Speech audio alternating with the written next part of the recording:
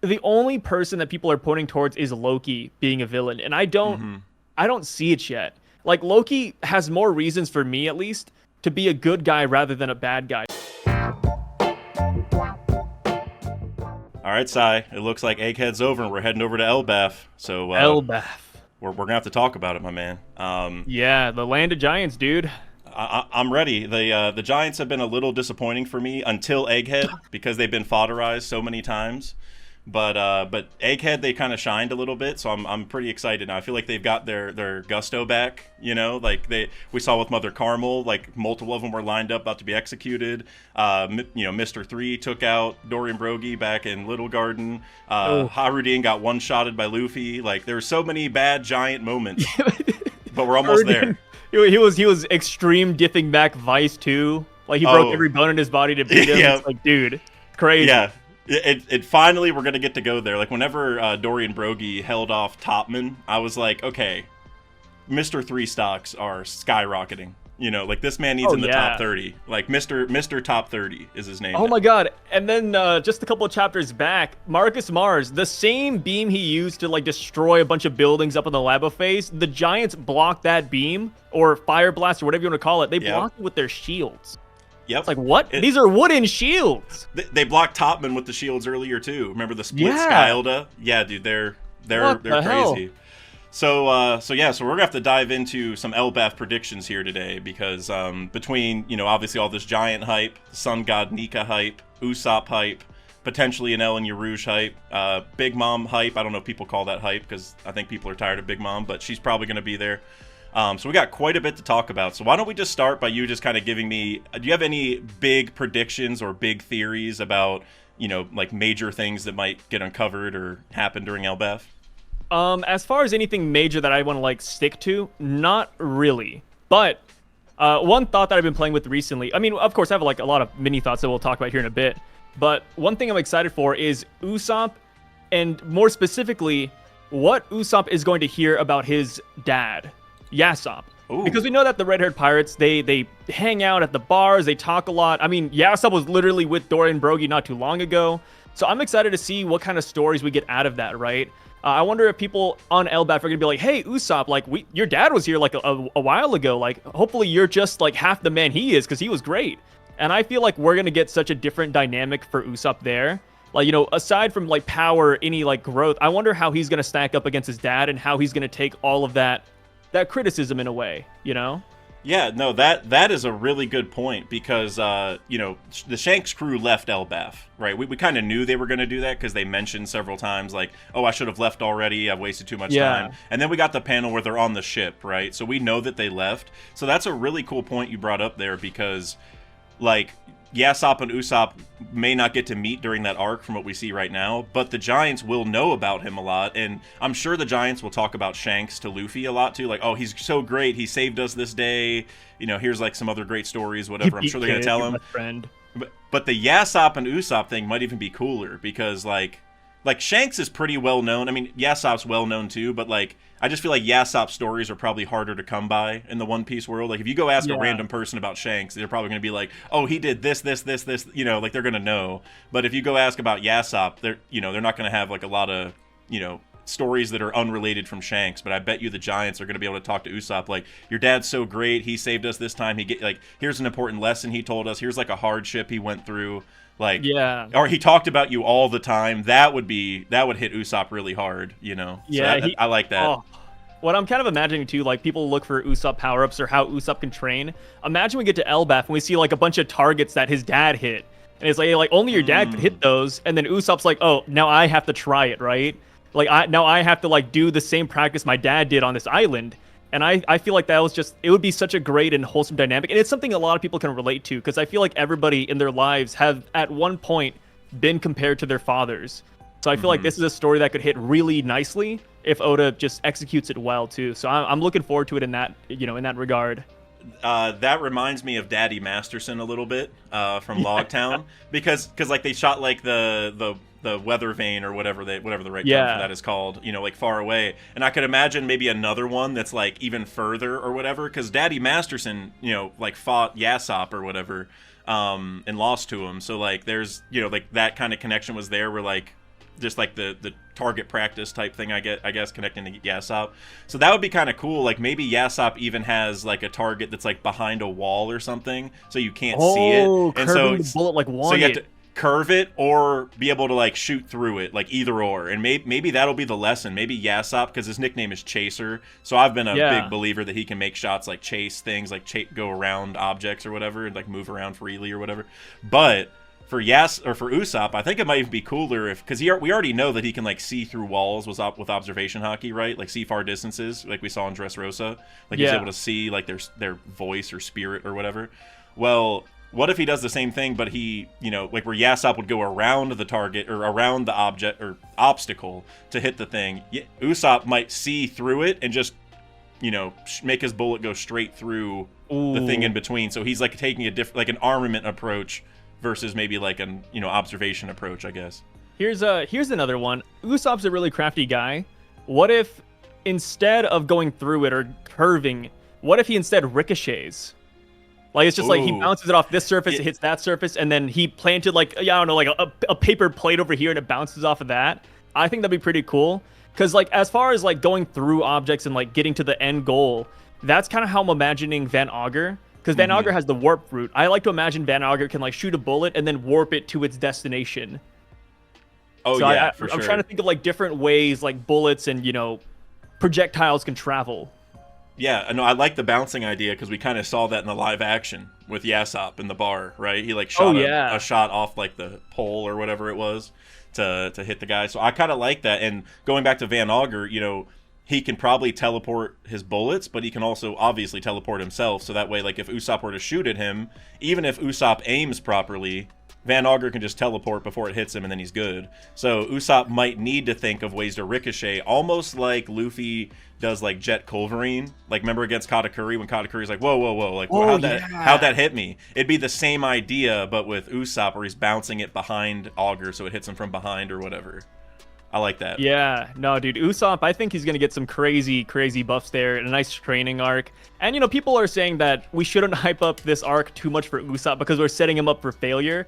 But I truly don't believe Oda is going to let Usopp down. I mean, even looking at the last page of 1123, Usopp is being held up higher than Luffy. And not to mention, none of the other Straw Hats are here. We see Chopper and he's like kind of hanging on Broggy's beard. You can barely see him. He kind of looks like a scribble mark, really. But none of the other Straw Hats are there. Sanji's not there. Zoro's not there. Frankie's not there. It's just a bunch of random-ass giants. So it's like, yo, this is Usopp's time to shine. And he says it's the land of his dreams, Exactly. Like this is directly correlated with Usopp's dreams of becoming a brave warrior. Yeah, and remember, whenever he made that dream to become a brave warrior of the sea, that was before we met the giants, right? And then whenever we met the giants on Little Garden, he's like, oh, maybe they can teach me how to become a brave warrior of the sea. So, like, for Luffy, obviously he wants to go get the One Piece. If there was ever people who could help him do that, like the man marked by flames right now, for example, he'd be very interested in going there because he's like, my dream relies on this. Like, that's a huge deal to me. It's the same thing for Usopp. Like, he has to go to Elbaf to accomplish his dream, according to him. Like, becoming a brave warrior is a very open-ended thing, but by his, by the way he's thinking of it, he has to do it at Elbaf, or that's just where it's going to happen. So I agree. There's a literal 0% chance that Oda's going to let Usopp fans down in Elbaf. Like maybe some people maybe like the power up that he gets won't, make everyone happy or something, but like he's going to get shine and he is going to get stronger. He is going to have, really powerful emotional moments. Like that's like one of my ironclad like rules of One Piece is that Usopp's gonna shine. So I'm super excited. So right now, one of the biggest community theories out there, and I'm guilty of it, I jumped on this a lot, but Mjolnir, Thor's hammer, or just any type of hammer in general, are you aboard that thought train? Do you think Usopp will get a hammer, or there will be a prominent hammer on Elbaf? Because Usopp, time and time again, he's always used a hammer in combat, right? Against Perona, against Mr. Five, against Chu. And against Mr. Five is like the most notable one for me because people are saying, oh, Usopp isn't a close range fighter. When he used the hammer beforehand, it's like a gag. But against Mr. Five, he actually, I'm sorry, not Mr. Five, Mr. Four, he put it in his slingshot and he shot the hammer. So it's like, it's not just like a close range thing. That's he can true. use it as a projectile. And I'm so glad you brought that up because building off of that, as far as like my thoughts on, him getting a better hammer, it makes a lot of sense for the reasons you just said. But the thing is like, there has to be some kind of trick here, because Usopp, like, if the hammer is really, really heavy, stronger, like, Usopp's going to struggle to carry that. Like, no matter how much work he goes through, I just feel like, if the giants or something, like, can't, like, like, if it's, like, stuck in a stone or whatever, and Usopp pulls it out and no one else could, it's like, okay, what's the trick? You know what I mean? Like, what's the... Yeah. Why is he the one who's able to use it, or why is he the one who's given it? Because he's not that physically powerful, but... And the reason I like what you just said is because, like, if he were to shoot the hammer, it would have to be pretty light then, to be able to fly through the air, right? But if it's a light hammer, then it's not going to do as much damage whenever you hit people.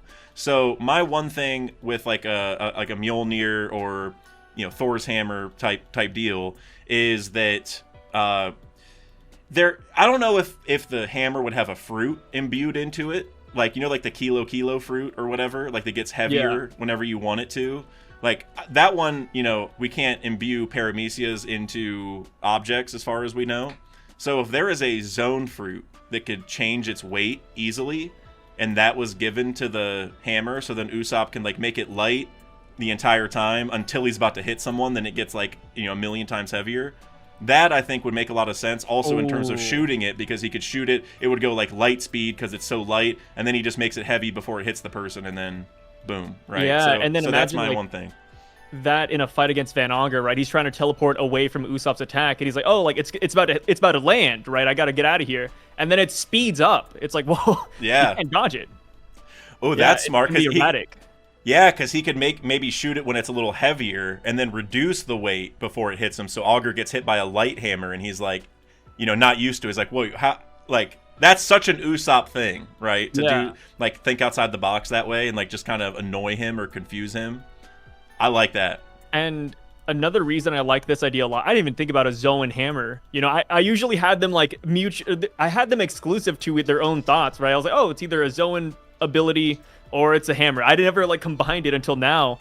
But what's cool about this is that on Egghead Island, a lot of people were expecting Vegapunk to explain how he put Zoan devil fruits into objects. We never got that. The dude's dead. Well, at least, quote, dead. His brain's around, which... Yeah, his brain's around, his clones are around, his body is, I guess, chilling in the back burner. Yeah. So maybe this is where we'll learn how they put Zoans into objects. We see it firsthand with Mjolnir. That would be really cool. Like we get to see it live as our introduction to how it works instead of, like, being told, we're shown. I like that because it could also be that maybe, like, like the hammer's so heavy that no one's been able to pick it up, or it's stuck in the stone, or whatever, whatever one pieceified version they want to do, where, like, nobody can use the hammer because, like, for whatever reason. And then maybe that's what they think is, like, well, if we're just able to make it fly, or just they think of something really stupid, and then they're like, well, let's just give it a fruit. Like, maybe Lilith is still there or something, and she says it, or I guess, like, maybe Franky can even learn a little bit from Punk Records or from Lilith or something, and then he thinks of it. I don't know. But that would be really cool, where they're like, well, Usopp, if you want to use that, you're going to have to turn it into something else. And so then they, start thinking of a way to get that out. Like, and going back to, like, like a Thor's hammer type idea, it could be a thunder-related creature, or lightning-related creature, I should say. So then that way it would, kind of mimic that a little bit. So a lot of ideas there. And then as far as why I would pick Usopp, maybe it's because of two reasons, right? Usopp has been known for his negativity, so maybe it's a mythical creature that feeds off of negativity. Ooh. Or maybe it's a mythical creature that likes cowardice, because Usopp is... there's cowards all around the One Piece world, but that is something that Usopp kind of specializes in. So if there's, like, a creature out there that can change weight, if there's a creature that can change weight, has electricity, and feeds off of negative emotions... It's sold. I mean, the theory is done then, right? Like, that's... I mean, it's so specific, though. I'm currently doing some research right now. I'm looking up... R&D it. Yep, right now. The mythical creatures that like cowardice. Yeah. Which there are some, but... Yeah, creatures that feed off of negative energy, like the boogeyman or something. That would make the most sense. Because, wait, didn't he also use the hammer against Perona? But, like, he did. But it was, like, the fake one, right? Yep. He used the fake hammer against Perona and then, like, spewed into a bunch of bugs, which is pretty cool. He used it against Perona and he used it against Mr. Four in their fight. And then against Chu, he just kind of, like, hit him in the head with the regular hammer. Right. Dude, there's actually a lot of mythological creatures that feed off of negative emotions. Like there's like a whole Reddit thread about this topic. And I feel like it's so fitting for Usopp too, especially having this hammer on Elbaf, if that is the case. Because Elbaf, they celebrate the sun god. They're always laughing, they're always smiling. So it would explain why nobody beforehand was able to pick up the hammer, because everybody's just so cheery. Right? Everybody's so positive. Ooh, so I like that. Something that only Usopp would be good at, you know? We have Luffy the sun god always laughing, and then you have Usopp the coward who, I don't want to call him a coward, but you guys know what I mean. Like he's always negative. That he's proudly announced that he is negative. So maybe that is what you need. Like you have a bunch of tough guys coming in here trying to pick it up, but they can't do it. Well, and he is God Usopp, right? So it would make sense to sort of juxtapose like Luffy being like the happy god, if you're to think of it, that way, and then Usopp being like the sad god, right? Like that, because even like in a lot of mythologies, there's like a bunch of gods of like different, ideas or things, like maybe the sun or moon or whatever, but even like emotions and things like that. So that actually makes a lot of sense to me. And going back to that final panel of 1123, in where you said like Usopp's like higher up than Luffy is or whatever, it kind of reminded me a little bit of like Harudin holding up Usopp when he was God Usopp. It's a similar thing. It's not the same position, but I'm like, whenever giants hold up Usopp like that, that's important. So I actually really like that. Like Usopp, like Luffy can't use it because he's too happy, and the hammer just doesn't like him or something like that. Luffy wouldn't want to use a weapon anyway. And another thing tied to this, where I mentioned like the weight part of it, and I mean this goes hand in hand, but it's just something I was thinking about. It could also just be a size thing. Like I said, like if you get bigger, it's going to get heavier too, so it makes sense. But it could be just a size thing, like he has a tiny little hammer that he can load up just like a normal slingshot shot. But then by the time it hits the person, it's 3 times the size of the person or something. Like, oh, that would be cool. It literally transforms into like a 10-ton hammer, like a real one.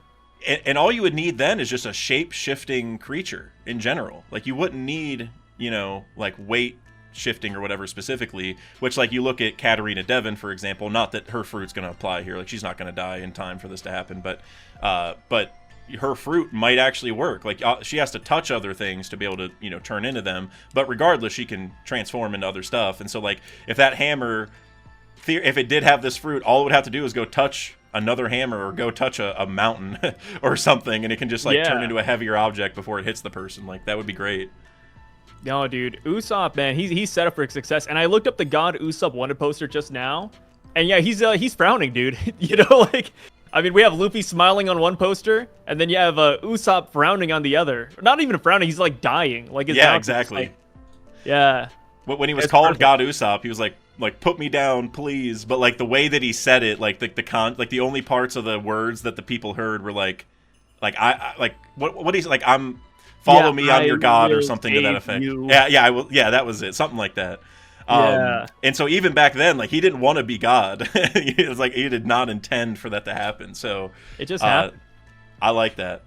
And kind of piggybacking off this, I'm curious, how long do you think Elbaf is going to be? Because we have a lot of stuff to fit into that arc, which we're going to be talking about all throughout this video. But generally, like, are you a 100+ chapter Elbaf guy, or what are you thinking?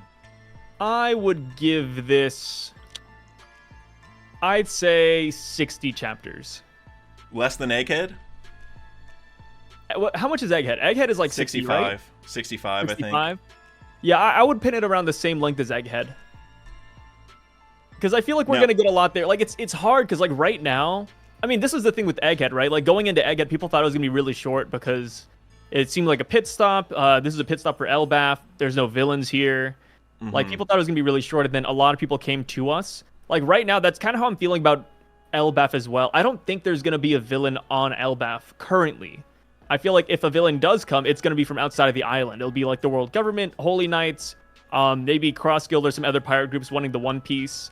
But like right now, the only person that people are pointing towards is Loki being a villain, and I don't see it yet. Like Loki has more reasons for me, at least, to be a good guy rather than a bad guy, because there's the whole Sun God Nika mythos, right? They all celebrate the Winter Solstice Festival. They love Luffy. I mean, Haruden, right? He's vouched for Luffy. We have Dory, Brogy, Oimo, Kashi. They're bringing Luffy to Elbaf. Like, they wouldn't bring Luffy over there if there was like an overarching villain just chilling there. And Shanks was there. Like, if there's actually a tyrannical monster on Elbaf right now causing havoc, I don't think Shanks would be like, oh yeah, that's who cares? You know what I mean? And that tyrannical person wouldn't let Shanks just chill on the island either, right? Like, drinking imagine at a bar with his crew. Like, if Kaido was still on Wano and Shanks pulled up and was, like, walking into a bar, which, Wano didn't really have a whole lot of bars, but you know what I mean? Like, he walked in. Yeah. Kaido's not going to be like, oh, whatever, just let him chill. Like, it's going to be a fight immediately. They're throwing hands, right? So I agree with that. I guess real quick, just in case anyone was curious, I'm definitely a 100+ chapter Elbaf guy. I'm a 3 years in Elbaf like minimum kind of guy. I think it's gonna be my favorite arc whenever it's done. But to answer your question about like there not being a villain or whatever there already, I think the best evidence for that is the fact that no giants have brought it up yet. Like all the giants who are on Egghead, well now they're leaving Egghead, but who showed up, they were just on Elbaf, right? Like they would know, yeah. Because if Dorian Brokey came from Little Garden, they wouldn't know what's going on, so it would make sense. But they did go to Elbaf first; they would be fully aware of what's happening.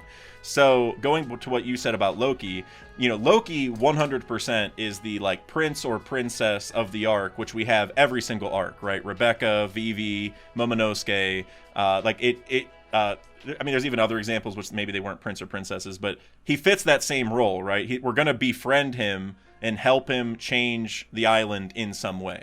That's like how they all work, right? Like Vivi was like needed help. She was kind of an enemy, but not really. She was still a good person because remember she started out in Baroque Works, and then she ended up telling us that she needs our help or whatever, and we went. Rebecca also started out as an enemy technically because she was one of the gladiators in the Colosseum, and she even like tried to kill Luffy, but she failed, and Luffy stopped her, and he was like eating the food while like standing on her arms or whatever. And even Momo kind of started as an enemy at first because he was like very defensive when Luffy found him. Remember, he was like in dragon mode or whatever on Punk Hazard, and he was like, I am the heir to the throne or whatever. Like I will eat you or whatever. Arrogant. Yeah, and even Kinemon was kind of like a little, like not really on their side. He was like very defensive of pirates because they don't like Kaido. So they all start that way, but then after a while, we learn what they're about and what their goals are, and then we're like, oh, you actually are trying to achieve something good. Let me help you. And I think Loki's going to be the same thing, where we're going to meet him, and he's going to want to change the island in some way. My guess is that he probably doesn't like the wars that they always have. He probably is thinking, why do we fight all the time? We should just be peaceful. And then, and I think the other giants disagree with him. And so whenever we get there, Loki will be painted out to be a bad guy because they'll all be like, oh, he's this evil dude. He doesn't like our way of life. Like they'll paint him, like all the other giants will say he's just a bad dude. And we'll go meet him and he'll just be the most peaceful guy ever. Just like, I don't want any fighting. Like whenever he was marrying Lola, he had the flower in his hand. And then he got like real sad whenever she turned him down. Like that to me is very telling of his personality. Like he's going to be a super soft-hearted guy, but he's also probably like... But he's probably also stronger than the other giants. I think it's going to be a middle ground where he's stronger but doesn't want to be. And then Usopp will be the opposite, where he wants to be stronger and braver and like the other giants but can't be because he's so small. And so they'll have like a friendship of like, like Usopp and Loki understanding each other in terms of, like the way of life isn't exactly what we think, like what it really means to be brave. Like Usopp might think he has to go fight other giants or be really powerful, but Loki might be like, no, like there's way more to it. I think that fighting is stupid. I'm the Prince of Elbaf. Like, of course I know what's going on. So but as far as what the conflict is, like, I don't know if him wanting to change Elbaf is enough for like, the main conflict. There's probably something else. So I do agree with you that enemies are going to show up later, but I just think that Loki plotline, like he's got to have something going on where we got to help him, Yeah, and two things to back up like why I think Loki's a good guy. You touched on one of them just now, but he wanted to marry Lola, right? Like he seemed like a really sweet, soft-hearted guy. He was willing to ally with Big Mom to be with Lola. And not to mention, we are friends with Lola. We don't know where she's at. There's a good chance she's actually with Loki right now. I mean, I'm not saying good chance, but like, where would Lola go after Thriller Bark? Well, solid. She's with Beige. Remember? In the cover story. I'm sorry. You're good. Yeah, cover story. But real quick, I just want to say, she might show up to Elbaf though and meet Loki again. Yeah. I never thought about that. That would be so cool. Like where they can talk about what happened. if anything bad happens, we could just pull the Lola card and be like, hey, like, we know Lola, like, we're friends with her, like, we saved her from Thriller Bark. And not to mention, we defeated one of Elbaf's greatest enemies, Big Mom. Like, we were there when that happened. So they read the newspaper, if they can read, and they would be like, hey, like, the Straw Hats, you know, they're not that bad. Like, there's literally no reasons to believe Loki's a bad guy, minus the Loki mythos that, you know, we have in real life. Which is, you know, I think that's very fair, right? Loki, in almost every iteration, is a bad guy. He's traitorous. But there's a chance that Oda could do something different with him. And, or, you know, like, maybe he's bad, but, like, he turns a leaf. I don't see him being fully bad right now. Yeah, I agree. There's nothing on screen for that. Yeah, I think he's going to be bad just in the perspective of the Giants. Like, oh, we don't like what this guy thinks. Like, he's not actually bad. It's the same thing, like I said, with Vivi, Momo, Rebecca. There's other examples. But, like, they all start that way. And then we figure out, oh, no, you're actually good. Like, you actually have a really noble cause here. And we're going to help you achieve it. So I agree. Loki's not going to be evil. And like you said, Loki usually is depicted as evil. He's usually, like, evil... Evil's probably the correct way to put it, but he's also kind of like a trickster, right? Like, he kind of like plays jokes on people that have very bad consequences sometimes. And yeah, I was exactly what I was gonna say. And so I think Usopp and Loki having a connection where, like, Usopp is acting and behaving more like what we think Loki should be like, based off him being a giant, the prince of the giants, and also having the name Loki. I think that's going to be the plot line, is that the real Loki doesn't act like that, but Usopp does. And so they're going to basically, it's like the wrong soul in the wrong body is going to be, like, not that that's actually what's happening, but that's going to be, like, the lesson, you know? Like, Loki is, like, Usopp is what Loki should be like. Loki is what Usopp, what we would think he's like, I guess is the way to put it. Yeah, they're just, like, inversed, essentially. Yes, exactly. Yeah. And go ahead. Oh, go ahead. Well, I was going to ask you another question, so if you have something go for it. Okay, so you mentioned earlier about, you know, we defeated Big Mom, which is probably the public enemy number one of the Giants, right? Yeah.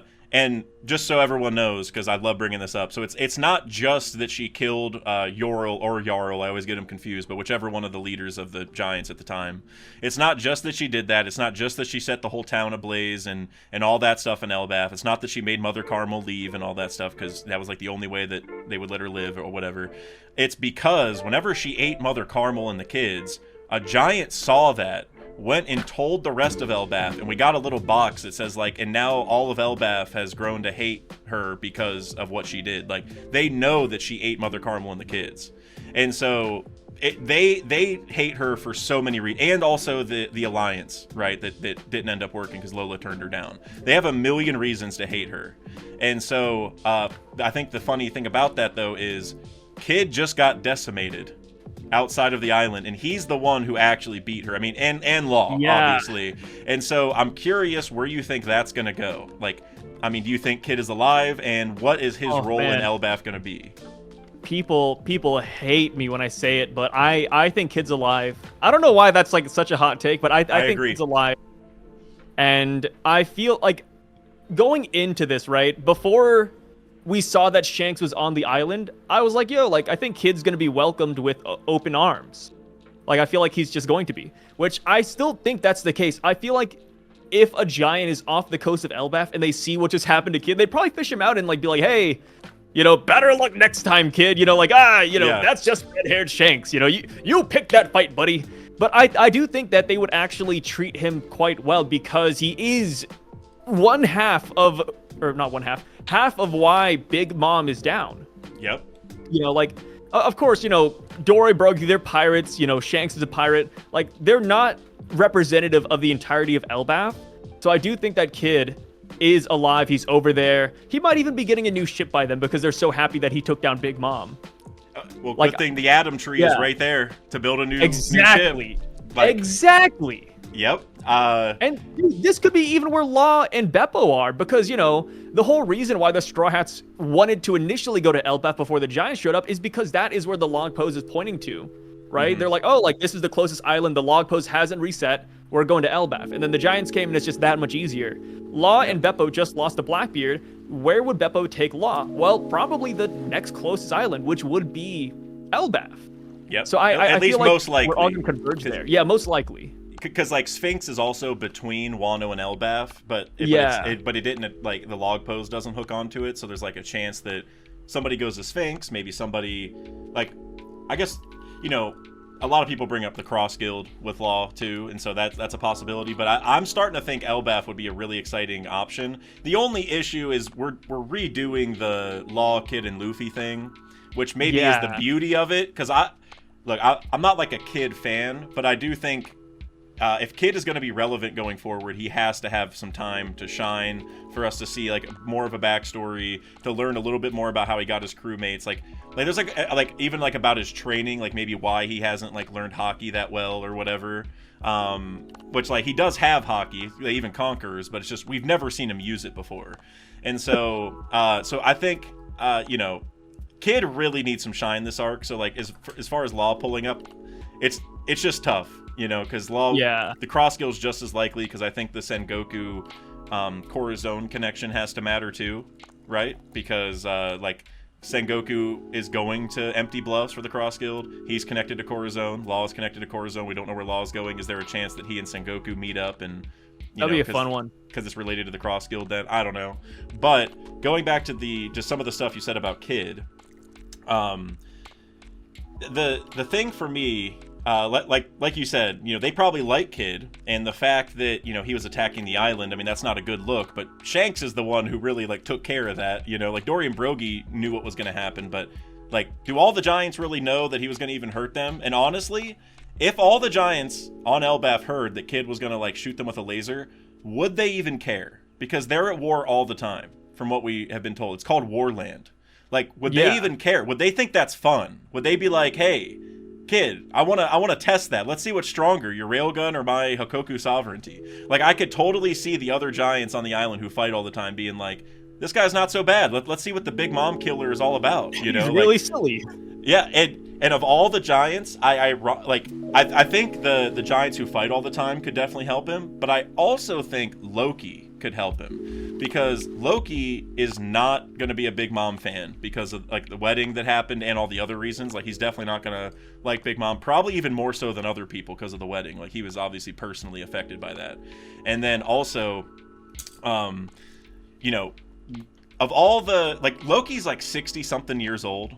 And I think that's really funny to think about, because a lot of the prince or princesses that we meet are like really young, right? Like barely like adult age, if that. But Loki is 60, which like in giant years is like 20, because like they end up being like 300, right, or whatever.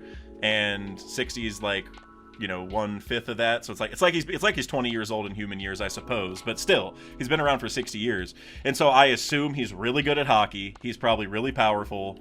You know, even if he doesn't like war, he's still probably good at those things. And so if he meets Kid, that might be Kid's Haki teacher right there, right? Like, maybe they meet, and then whenever the Straw Hats pull up, they're like, wait, Kid, what are you, like, what is going on? Like, how? Yeah, he's been practicing here? What's going on here? Like, why are you friends with the Prince of the Giants? What in the world? How did this happen? You know? So, and one last thing real quick, just before I forget, and one other, like a parallel that I think might sound crazy, but I think it matters, is Kid crashed at Elbaf, and how do I explain this? So Kid is obviously one of Luffy's main rivals, if not like one of the top ones, just because like he had a higher bounty at Sabaody. He's obviously like, him and Law and Luffy are like the three like leaders of the next generation or whatever. I mean, Blackbeard, I guess if you count him, but he's older, so it's kind of different. But you know what I mean? Like, he's a key rival to Luffy. And if you look at Roger, who was one of his biggest rivals? Whitebeard. And what did Whitebeard do a long time ago? Crashed his ship at Wano, and then met Odin and recruited Odin. So does Kid maybe fill that parallel again, because he crashed his ship at the shores of Elbaf? Does he go and meet Loki, who would be like the Odin version of that, and recruit him in some way? Not saying Loki for sure joins, but like I was saying with like the Haki training, it could be the same thing as Whitebeard, where maybe like they meet and they, you know, become friends like Whitebeard and Odin did. And even beside that, here's another parallel for you. You know, like Luffy and Law, right? Luffy, Law, Kid, they had the same thing where Luffy, pre-time skip, Kuma beat him, right? Kuma beat him, Kizaru beat him, Sentomaru beat him, and then we had that dialogue box saying, oh, the Straw Hats were annihilated. Law and Kid lost. We got the same dialogue box to them as well. what did Luffy do afterwards? Well, he trained with Rayleigh. You know, I'm obviously Marineford and everything in between, but when Luffy trained, he trained with Rayleigh at Ruskaina, and Ruskaina was known for their large animals. Ooh. Elbaf they have large animals there because Dory and Brogy, when they were fighting, Saturn, Warkid, and all these guys, they said, oh, like these are like the jungle animals of Elbaf. So imagine we get there and then Law and Kid are fighting, they're in the jungles fighting these giant animals, kind of mimicking what Luffy did, but to a greater extent because obviously Elbaf animals are probably bigger than Ruskaina. So I think this would be this is like the perfect place for a Kid to train. Dude, okay. So everything you said was fire, but to make it even better, well, Elbaf seems like a place that's sort of barbaric, I guess. It's like they're not modern, they're not high tech. There's probably not a lot of metal on the island, and so for Kid, he would have to learn how to start fighting these animals just with like his fists. Like the only metal he would have is probably whatever's left on his arm if he somehow gets that back, because it's probably sinking in the water right now. But other than that, like he's not going to have a lot of metal to work with. So learning hockey is even better, like against those large animals. It might honestly, like Loki or someone teaching him makes a lot of sense to me. But with the argument you just gave, I could see Kid just being saved by one of his crew members, like Dive, the fishman, which I feel like Dive is like, that's just like giving it away. It's like so obvious that's who's going to do it. But maybe they just save each other, like it's just the Kid crew, and then they come across these giant animals. Kid realizes, okay, there's no metal for me to use here. So Kid has to just start learning hockey in that moment to like start fighting, I think that would actually be beautiful for Kid. Like his training arc is just surviving on the island in general. Yeah, and then Law would have to learn, like, if Law was there, for example, I'm kind of just shoehorning him in, but if Law was there, maybe the animals are too big to actually create a decent room for it and to teleport. So instead, he starts learning swordsmanship with his Bikoku. Ooh. Yeah, like, I feel like there's a lot of room for growth for, I mean, not just the Straw Hats, but, like, any character on Elbaf. Like, I think Kid would have a great time over here. Maybe not a great time. I need to, like, loosen up. He'd have a bad time here, but, he's had a pretty rough time so far. Yeah, and plus, like, I feel like if there's a place to crash land on, the best place is Elbaf. Because like you said earlier, like, this is the home of, quote, Adamwood. We don't know it for sure. We're all just taking that guess that, the tree we see in the middle is Adamwood. Mm-hmm. I think it's pretty solid, but it's not confirmed yet. But, yeah, like, if Kid is truly crash landed here, he could just get a new ship, and while he's waiting, train. Easy as that. Makes perfect sense to me, dude. And then, here's the other thing. And I guess this can lead to our next question. Excuse me. Big Mom. So we're talking a lot about, Kid beating Big Mom, how that's going to matter. The Giants are going to like Kid, all that kind of stuff. Well, what happens if Big Mom pulls up again? All right. And I know some people think Big Mom is dead. And, we don't know. So that's a fair take, I suppose. But with all the Big Mom hype with like Elbaf that's been built up, like the history and the fact that we just don't know where Big Mom is right now, I just feel like to me, it's Oda waiting. Like he's like, I'm just gonna hide Big Mom until we get to Elbaf. This is gonna be her swan song. And so, what do you think the Giants would say if Big Mom pulls up and they're like, wait, so Kid, you lied, like you didn't actually beat her? I don't think the Giants would think he lied. I mean, it kind of goes back to what you assume like the defeat of Big Mom means, right? Like I don't think they thought that Big Mom was dead. I don't know how the newspapers reported it. It just said the Emperors fell. So there's a good chance they know that Big Mom is still alive, but I think just knocking off the Yonko title from her and finally giving her a taste of defeat is good enough for the Giants to accept Kid and Law. So I guess a follow up to that is even if that's the case and Big Mom pulls up, do you think the Giants would be like, well, hey Kid, you already did it once, like, can you help us again, dude? And then Kid is like sweating, like, oh my god, like. I don't even have metal to use. Like how, like that would be intense. Or imagine if Law isn't here and it's just Kid, right? And then Kid does beat Big Mom solo. Like I think that'd be an insane thing. I don't know how much time Oda would want to spend on Kid here, but like this is Usopp's arc. But I mean, Kid, I feel like when we go on the Kid route, like there's a lot of potential for him here. I feel like that would be cool if Kid could run it back with Big Mom and he actually beats her one-on-one. Yeah. I think if that were to happen, Big Mom would have to be like in hunger pang mode. Like she would have to be pretty, and also like messed up from the Wano fight. Like it would have to be a nerfed Big Mom for that to even work, because like it would have to be like where they meet in the middle a little bit. Like Big Mom gets weaker, and then Kid gets stronger, and so like they're a little bit closer, you know, on like even terms there. And you know, I think the thing is like you kind of said, like I don't know how long Oda would want to spend on that. He spent a lot of time on Big Mom, like an astronomical amount of time. Yeah. So I feel like it would have to be kind of a quick thing, or maybe even a thing where like maybe we just see like a couple panels of it every chapter, like other stuff is going on, but we just keep getting updates like the 5th hour of the fight, the 2nd day of the fight, like the 3rd day, my God. you know. And so we don't actually have to waste time on it, but we just know it's happening, like because we don't really need to see them box that much, like, you know, there's like a few panels and then skip, you know, tell us later, like that's fine. Yeah, I mean, it's like the Kid and Shanks fight, right? Like Kid or Oda just gave it like one chapter, and then that was it. I think that's all we really need, just one chapter, give it 1 week, and then we can move on. But I feel like if Big Mom comes back, we will see Kaido too. And let's say Big Mom does go to Wano, or not go to Wano, go to Elbaf. I feel like we could see Kaido in the Yamato cover page story too. I feel like Oda would perfectly tie that in, so we see both characters at the same time. I think that'd be a lot of fun. Yeah, I'm 100% on that. I think the purpose of the Yamato cover story is to reveal what happened to Kaido and Big Mom, so that their next role in the story isn't super random, right? It's like if we see Yamato figure out maybe where Kaido is, and like maybe Big Mom doesn't even have to be there, but it's just like we learn what happened to her, and then later we're like, oh, so Big Mom is alive based off this thing we saw in the cover story, and then 2 chapters later maybe she pulls up to Elbaf, because Oda's already kind of merged the cover stories with the real story a couple times, most recently with Kuzan getting pudding. And then the same chapter where we saw Kuzan with pudding in the cover story was the same chapter we saw pudding on Blackbeard's ship. So he's already kind of merged these things. He's timing it up, right? And so, and this is a gripe that I've been bringing up with the Yamato cover story like ad nauseum, but like it's going so slow.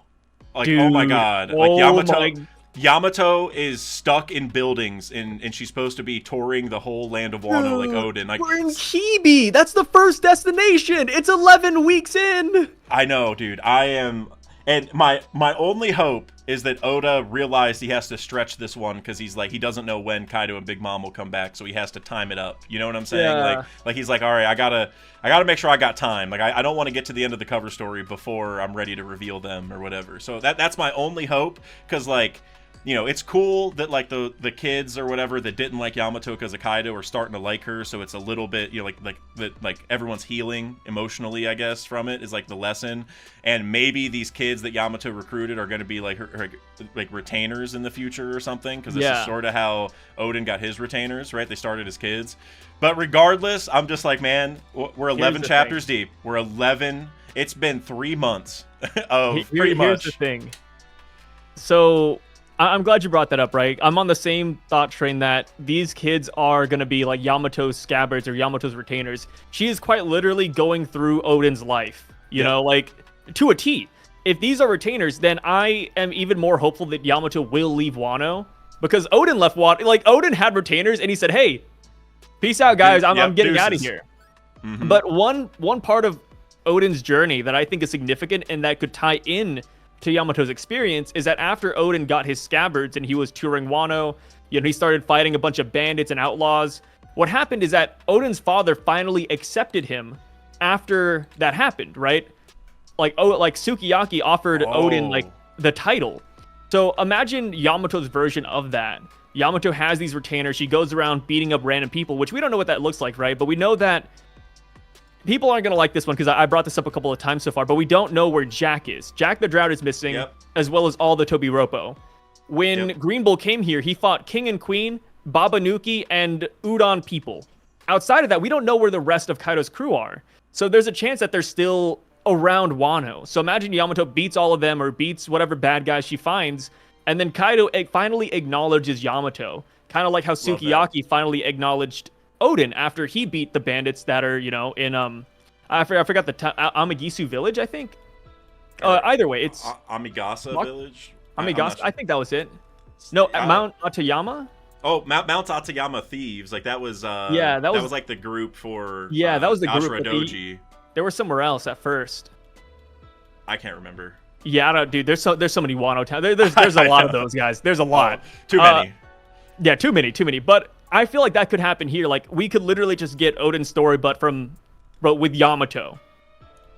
I love that acceptance idea, man. And there's one thing with Yamato's concept art, which we got back in the Road to Laugh Tale, where Oda actually had a scene where Yamato and Kaido were talking. And of course, like this was like concept art, but I think Oda could bring that into the actual canon story where Yamato gets acceptance or tells Kaido goodbye. Like I don't need you. Like I'm free now. I feel like we could get that concept art, but canon, and it would be really nice and impactful. I love all that, and I'm gonna make that even better because so you brought up Jack and how we don't know where he is. My first video ever on YouTube was about this, where I was like, all right guys, we don't know where Jack is, and Kaido has a fish fruit which would let him breathe in the water. Jack already we've seen stuck in the ocean with a devil fruit because he's a fishman. He was just stuck at the bottom breathing, waiting for someone to come save him. Is Kaido doing the same thing? Is Kaido stuck in the bottom of the ocean somewhere waiting for someone to find him because he can breathe because he has a fruit, right? Because like your fruit powers don't stop if you're in water, right? Like you're just powerless, but like Luffy was still rubber. So for Kaido, if he falls in the water in dragon form or hybrid or whatever, he's still a fish, right? And so he can probably breathe in the water then. And so for Jack, he's probably looking for him. And so bringing this all back to the Yamato thing, maybe this is all just lining up where Yamato does go around, get scabbards, maybe helps different places, like improves Wano back to a better state than Kaido had it. Maybe Kaido does get saved, and then maybe sees what Yamato has done, sees that Wano's already improved or whatever, and there's just like a moment of like all right, like you've done it, because like also remember, Yamato has the guardian deity of Wano fruit. It's not what it's actually called, but you know what I mean, like it's the guardian deity of Wano. So I'm just thinking if Yamato lives to that moniker and goes around, makes the place better, protects everyone, improves the relationships that Kaido ruined, it's just like, I'm not saying that Kaido's going to be a good guy or have like an overly sentimental moment, but I can just see him being kind of impressed and be like, I got bigger fish to fry than messing with these people. Like Joy Boy's back, and he's like, but good job, or something. I mean, that's the thing. Like when people hear the idea that Kaido's alive, their first thought is, oh, is Luffy gonna have to come back and fight him again? It's like, no, that doesn't have to be the case, right? Like characters, their goals can change. Like Kaido at Onigashima declared that he's going after the One Piece. He's going after the ancient weapons. So it's like, especially with Vegapunk's message in mind, right? We don't know if Kaido's heard it, but we know that if his crew's around, they definitely heard it. So if that's the case, then they could say, hey, Kaido, like we gotta go. Like we gotta get our stuff and we gotta like jump into this race or, get this ancient weapon or do something. So I don't think Kaido would actually come back and, subjugate Wano again, because that's a huge undertaking. The only reason he did that is because he had Orochi. Now that Orochi is gone and now that the samurai have their weapons again, that's a hassle, dude. Like he doesn't have an army anymore. Yeah, he doesn't have the gifters. He doesn't they're in jail. He doesn't have king. He doesn't have queen. Like, there's no way that he would actually willingly attack Wano again. It wouldn't make any sense. And he's going to be, like, weakened. Like, if he is in the water, like I said, and he gets pulled out, dude, like, if Kaido has been at the bottom of the ocean for weeks, like, in a powerless state, where he, because that, like, drains you to be in the water if you have a devil fruit. Like, it's not as simple as chilling. Like, you're struggling, you know what I mean? Like, it's not fun to do that. So if he, like, is all hurt from the fight with Luffy and everyone else from the rooftop, then he goes down to the ocean and is just laying there, probably not healing, because, like I said, like, if you're powerless in the water, like, he's probably not feeling good the entire time, like in pain, probably hungry, thirsty, not healing, all that kind of stuff. And then he gets pulled out of the water. It's not like he's going to come out guns blazing, ready to go take on a bunch of strong people. He's going to be like, all right, I got to go. Well, even if he did want to take over Wano, he's going to be like, I got to go find my people and heal and do these other things, which I don't think he would take that time. I think if that was the case and he was weakened, I think he would just be like, well, Joy Boy's back, so that's all I care about. I'm getting out of here. Like, I could care less. Like, I don't screw Wano. Like, the only reason I was in Wano was to find Joy Boy, and I found him, so I don't need to stay here. Like, I'm leaving. And it could even be like Douglas Bullet, right? Because Stampede kind of came out of there around the same time we hit Wano. And also, like, we saw a little bit of Kaido during God's Valley. And where I'm going with this is that Kaido during God's Valley, he kind of had like this weird hard-on for Roger. We don't know like why. Like I think it was like Big Mom or somebody. They're like, oh, like Roger's here, and then Kaido's like, wait, Roger? Like he's here? Oh no. And it kind of reminds me of Douglas Bullet, because Douglas Bullet had a hard-on for Roger too. Like he just wanted to keep on fighting him. So I could see Kaido being that kind of character, like a Kenpachi out of Bleach, where he just wants to constantly challenge Joy Boy, or assist him, or make sure that he doesn't fall to anybody lesser. So I could see Kaido being that type of character, and it would fit. He wouldn't have to go through any significant changes, in my opinion, to be that person. I totally agree, dude. I'm glad that I'm not the only one who is prepared for Kaido to return, because I feel like I've been talking about that ever since the day he was gone. I was like, hey, Kaido's gonna come back in the future, guys, and he's not gonna be the same character that he was before. Yeah, like I said, my first video was about this. Like that got me on YouTube. I was so motivated to talk about why Kaido is not gone. I bet you got a lot of pushback though. I don't know.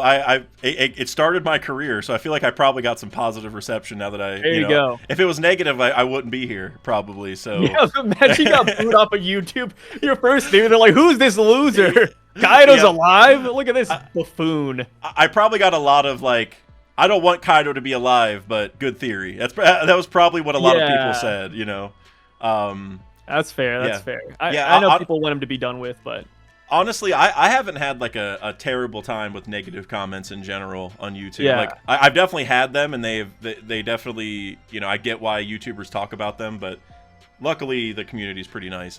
If people don't like ideas, they usually just don't say anything. It's like, I'll just leave the video. It's it's just like the loud minority is all it is, right? Exactly. Like the majority of people who support it and they like they usually don't comment. Like I imagine myself, like when I watch YouTube videos, I never comment. Whether I like a video or hate it, I just watch, I'm like, cool.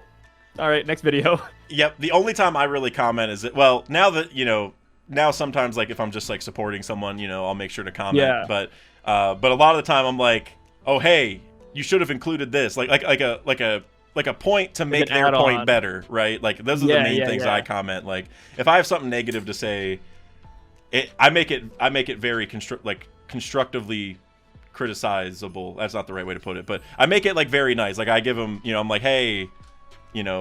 This, I don't know, like on Good Mythical Morning, for example, there's this thing that they always do that makes me mad, and I'm like, all right, guys, hey, four episodes in a row we've done this thing. Oh my god!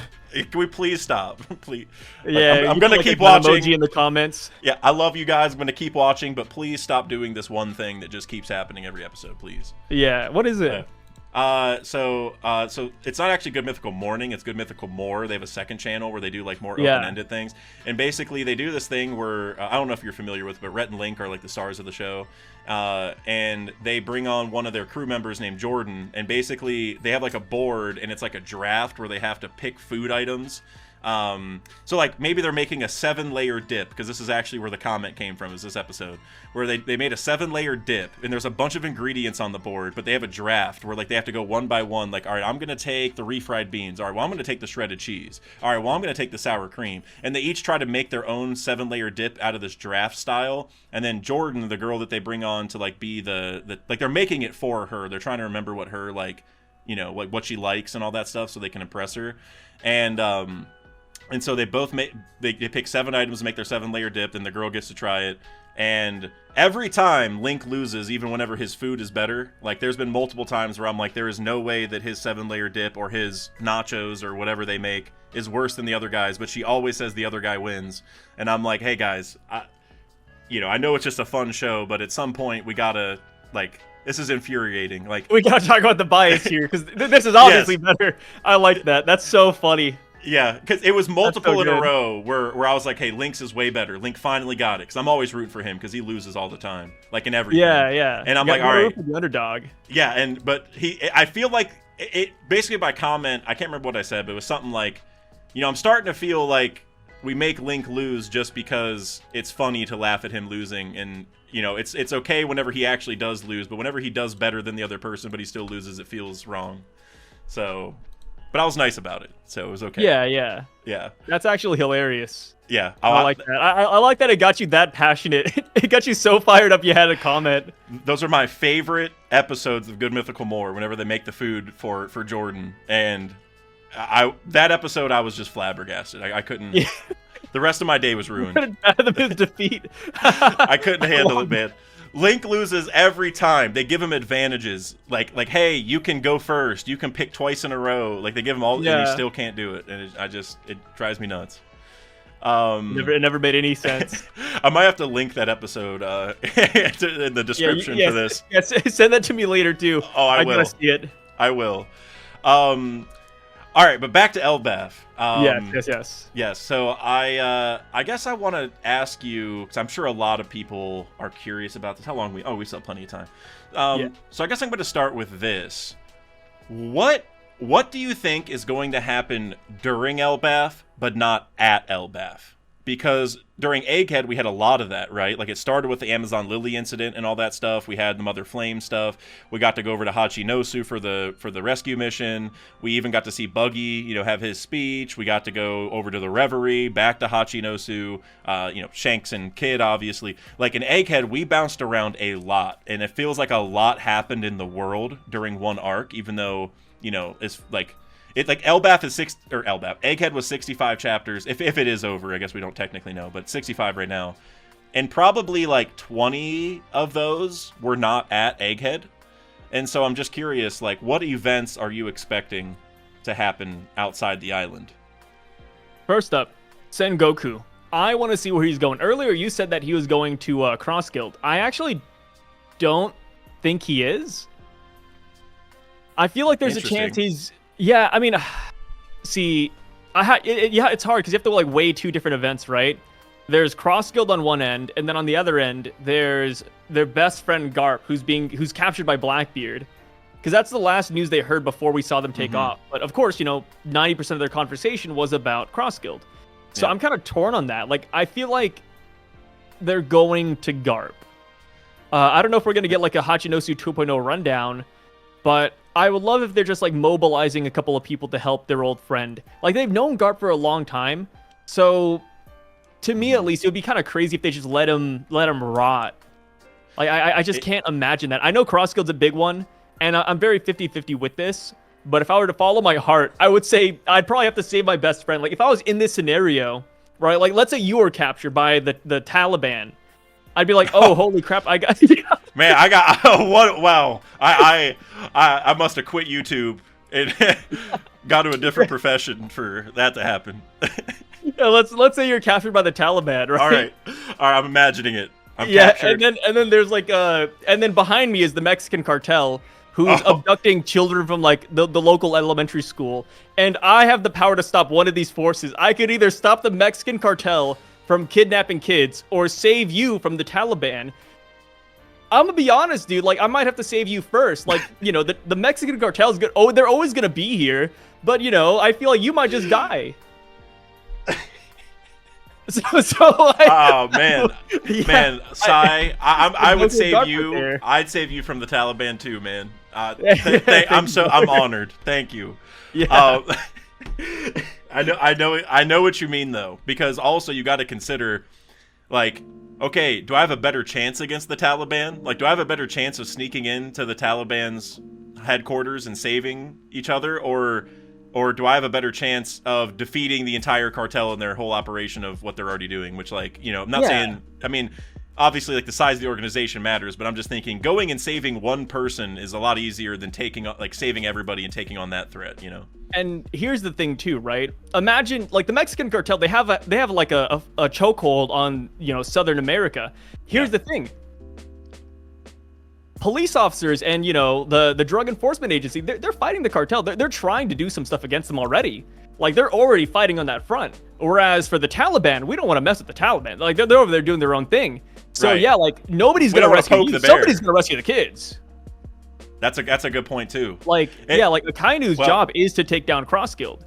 Like, Akainu's not going to touch Blackbeard right now, so, Sengoku has to go there.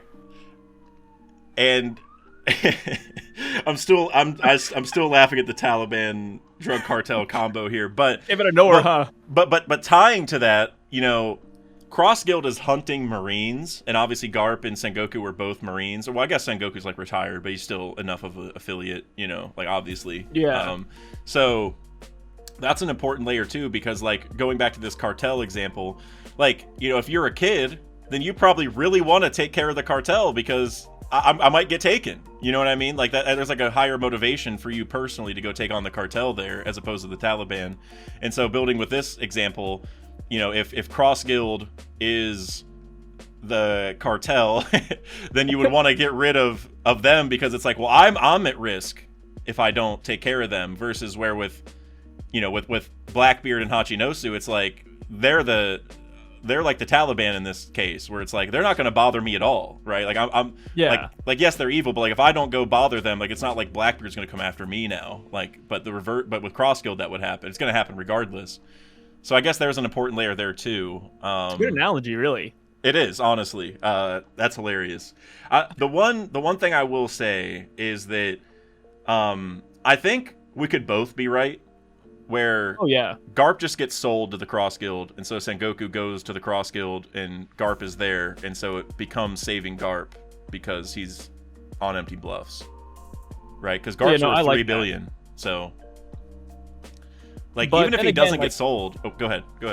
Oh no, go ahead. I was gonna say, even if he doesn't get sold, Blackbeard would at least want to bring him there to try to sell him. Right, so like, because like if Blackbeard gets that money, which I do want to happen, there's a lot of implications there. But he's at least gonna try. I feel like, because the government doesn't like Garp, they're not gonna spend massive resources to save him. Well, at least the government won't. Like certain Marines would want to, like Sengoku or Kobe, probably, whatever. But you know, at large, I don't think the Marines would spend the resources for it. So I think him getting sold would make the most sense. Yeah, and with Garp too, like, I could see him being sold, but Blackbeard also wanted a bargaining chip to use against the world government. So I feel like on that end, they might not want to trade Garp off right away, because they wanted to use that with Kobe, right? Like they were like, hey, like we want to trade him, you know, we want to try to at least, and then they found out he was sword. It's kind of falling apart. So maybe with Garp, that's gonna be like the new prerogative. Well, Sengoku said the Celestial Dragons, or the world government, I guess same thing, sort of, have always wanted to get rid of Garp. Ever, like, because he, like, talks shit about him. Like, he disobeys. That's why he doesn't become a vice admiral. He doesn't like him. So Sengoku, back whenever he told us about God Valley, said, like, they've been trying to get rid of Garp this whole time. It's just they can't because he's, like, too famous. He has too much notoriety. He's the hero, all that stuff. And if you go back to when Blackbeard was talking to Kobe in one of the recent episodes, whatever chapter that was, 1080 or whatever, they kind of talk about that, but in light of Kobe, where they're like, well, Kobe's in sword, so the government's not going to waste the resources on that. And Blackbeard's like, well, it's going to look really bad for the government if they just let you die, right? Like, at least I'll get the public on my side then, because, like, you know, they're gonna think it's really bad that the government didn't come try to save you, even though, you know, you are a sword member. So I think for Garp, it's that, but times 10, where the government's not going to want him, so he's not going to be able to trade, like, have a bargaining chip directly to the government in terms of, like, hey, I know you want this guy back, you know, give me something. I think it's going to be more of a thing where he's going to be able to threaten him or execute him, or at least put that in the papers, or even go sell him, and everyone will be like, government, like, why are you not helping him? Like, why are you letting Garp get sold to the Cross Guild and then executed by the Cross Guild? Like, you know, it would give that same public outcry that Blackbeard wanted, without, you know, like, and he could get the $3 billion from Cross Guild and get the public outcry at the same time, basically. Yeah, and then the thing with Garp too is that we can't underestimate how many people Garp has trained up prior to this moment. Mm-hmm. Like, he trained up Aokiji, trained up Kobe. Like, I'm sure there's a lot of Marines who are very friendly with Garp. Yeah. And I wonder how many people would go against their mission or go against code to save Garp. Like, hey, like, the world government didn't give orders, Akainu didn't give orders, but we gotta save our old man. It kind of like, well, what is the movie? Film Z? They didn't save Zephyr. They blasted him to oblivion, but they were all there. They were crying. You know, they saw him, like, they saw him out. I feel like we could get the same thing, because funny enough, I brought up Stampede with Kaido, but we brought in a lot of movies. So we talked about Film Red a little bit, I think. Mm-hmm. No, we didn't. Or no, Stampede. No, we didn't. But yeah, it was Stampede. I wanted to bring up Film Red later, actually, in regards to Shanks. But yeah, like with Film Z, I feel like we could get that moment, but for Garp instead. I feel like a lot of these movie tie-ins will finally start coming in, and even like Shiki, for example, right? With you know, Strong World. All of these movies will somehow become, quote, canon, or at least like have parts of it that you could see the influence. Yeah, I totally agree with that, and that's an impeccable segue. I don't know if you did that on purpose, where I am curious on your thoughts on Shiki, because I'm a big believer that because of Strong World and Chapter Zero, which is tied to Strong World, but same thing. Yeah. I believe that that's where we're going to see Shiki as Elbaf, for sure. I think, you talked earlier about how there's probably not a threat in Elbaf right now, but there should be one that shows up or something, because like the Giants would have already said there's a problem. It's just I don't know. Shanks was there, right? So someone's got to show up after Shank, like now, basically, or after we get there to become a threat. And I think Shiki makes the most sense because he's been prepping for 20 years. Like if we're looking for a major threat to just sort of plop into an arc, that's like super easy. Like they have everything ready. They can mobilize. Like he can fly stuff through the air to make it easier. And there's also a lot of Sky Island related things in Elbaf, or at least that's what people are predicting. And we'll talk about that in a second. But so I'm definitely big on Shiki pulling up and maybe not being the biggest threat in the arc, but I think he's going to be a factor for sure. So do you have any thoughts on Shiki or where he would pop up otherwise? I think Elbaf is a good I think, now that we're here, I feel like Elbaf can be the only real option. Either Elbaf or Lodestar. But for Shiki, though, what's funny about him is that just recently, in the last SBS, I believe, Oda brought him up. Like his relevancy kind of, it's in the market again. Yep. Yeah. And I really like what Oda said, because it kind of ties back to what I said a second ago, where these movies, they have an influence on the canon story, because Oda was like, yeah, like a power that lets anything float, that's really broken. I actually don't want that in One Piece. But he said because Shiki has it in the movie, he feels like he has to give it to him in the story. So if Shiki shows up, he's going to have the float devil fruit, even though Oda doesn't want that. So it kind of shows that, like the movies do matter. Yeah, it's like a saying that I heard recently. I know it's an older saying, but I heard it recently, where like life imitates art. I feel like it's like that, but like reverse, where like the movie imitated One Piece, but like a fake version of it, and now Oda is imitating the non-canon version, like against his will. Yeah, he's like, well, all right, I guess we're just gonna make this canon now. Screw it, like it's real. Yeah, we have to, guys. And in Chapter Zero, and I brought this up in my Shiki video, where in like the chapter ends with him being on Merview Island, or Merville, depending on what translation you look at, but regardless, and he goes like up. It's like he makes it float or whatever. It's like the top of like a mountain thing, and then he makes it float or whatever. And that's where the movie takes place, is Merview, the place in Chapter Zero, which is canon because it's in Chapter Zero. The movie took place at a canon place, so that's it. Like that movie is so canon coded to me. Like it like he was almost like prepping us because he knew that Shiki was going to be a really big player later, or like be with rocks in the rock screw and all that. And I think he almost made the movie because it's like, well, I can't just never mention this guy and then plop him into an arc later. Like I got to prep this, I got to get people excited or to know who he is. And on top of that, well, I guess two things. Just another canon-esque thing from that arc that I think is important is he used something called SIQ to modify animals, and that's like SAD, like SAD from Punk Hazard, like a 3-letter acronym that starts with S that is basically creating devil fruit powers, essentially, because it made these animals like breathe fire or have electricity, like almost devil fruit-esque. So that's almost like probably where he got the idea for Punk Hazard from, because that movie came out before Punk Hazard. So so with all that being said, I feel like if there was ever a time for Shiki, it's got to be Elbaf. I just like I can't imagine him dropping in the final war and just like, hey, here's another random guy to throw in. Like he's just here. I want to make a JJK reference so bad. I'm just gonna type it in our little chat just because I don't want to spoil anyone. Yeah, go for it. But you'll definitely know it. But yeah. Yeah, essentially. Yeah, you saw it. Yeah, which I hated that moment, by the way. But oh, no, it was a good moment. Oh, we'll talk about that later. Yeah. but yeah, any more thoughts on Shiki? Oh yeah. Another thing about the movie tie-ins too, and how like life imitates art or art imitates life. The thing with Shiki is that in the movie, you talk about the SIQ plants. What's fascinating about that in comparison to the SAD that we see, the Smile Devil Fruits, is that SIQ is born under the moonlight, whereas Smile Fruits are born under sunlight. So it's like, yeah, like we have like that parallel there. So, Oda's, I don't know what it is. I mean, it's obviously it's his movie. So I bet he watches them like 3-4 times and he's like, oh yeah, this is great. I should bring this back in. But yeah, it's definitely like hot on the mind for him, and I'm super excited to see where that goes. I think Shiki could show up here. It's just hard. Like, would he be a villain? I don't think so. I mean, he wanted to run the fight against Roger, so maybe he still has that dog in him.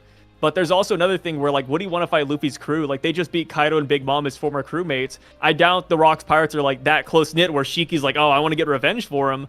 But sure.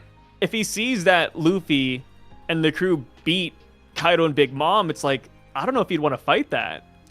Yeah, and I'm betting that Shiki is like pulling up because he knows Shanks left, and he probably feels like it'd be easy, and then the Straw Hats will be there as like an unfortunate enemy for him, if that makes any sense. Like, yeah, like I'm betting that. Well, I guess one thing I should say is, on Elbaf, you mentioned this earlier. There's a lot of like big animals or creatures or whatever, right? That are like, for maybe Kid would fight them or whatever, kind of like Ruskaina a little bit. Well, what did Shiki have on Merview? These giant animals that no one had ever seen before, that he was even able to give powers that no one had ever seen before. So there's like another layer where, like, if he were to come down to Elbaf, he's already kind of prepped for that. Like, maybe his animals fight the other animals, and I don't know what else happens. But the other thing is that, with his float powers and the fact that his island is now floating in the sky, I think there's a lot of, Sky Island connections we could make there. And I think that makes sense because a lot of people believe that, the Summit of High West might be in Elbaf, which I definitely believe. Enel and Urouge might be tied to the Ark because of that, because they're sky-related people, right? And we'll probably talk about that more here in just a minute. But oh yeah. But shoot, there was something else I was going to say there that was really important. Oh yeah. In Chapter 0 with the Ed War, Shiki was telling Roger, "Hey, I know that you know the location of an ancient weapon." And just by the power of deduction, it has to be Uranus, pretty much. Because, like, Roger, that was before Roger had met Odin, so he wouldn't have known where Poseidon was. He never went to Elbaf, or to Wano. Like, he went on the shores with Odin, but never went in. So, like, how would he have known about Pluton unless someone just told him? But, like, that, possible, but just weird, I guess. And we also know that Roger had the egg on his ship, which a lot of people think could be tied to Uranus. So, basically, I think that ancient weapon was Uranus, and so that could be Shiki's motivation for coming to the Ark, is that Uranus might be an Elbaf, right? Yeah. And so I think that for him to come to Elbaf, he could be thinking, okay, Shanks left. This is my chance to find the weapon.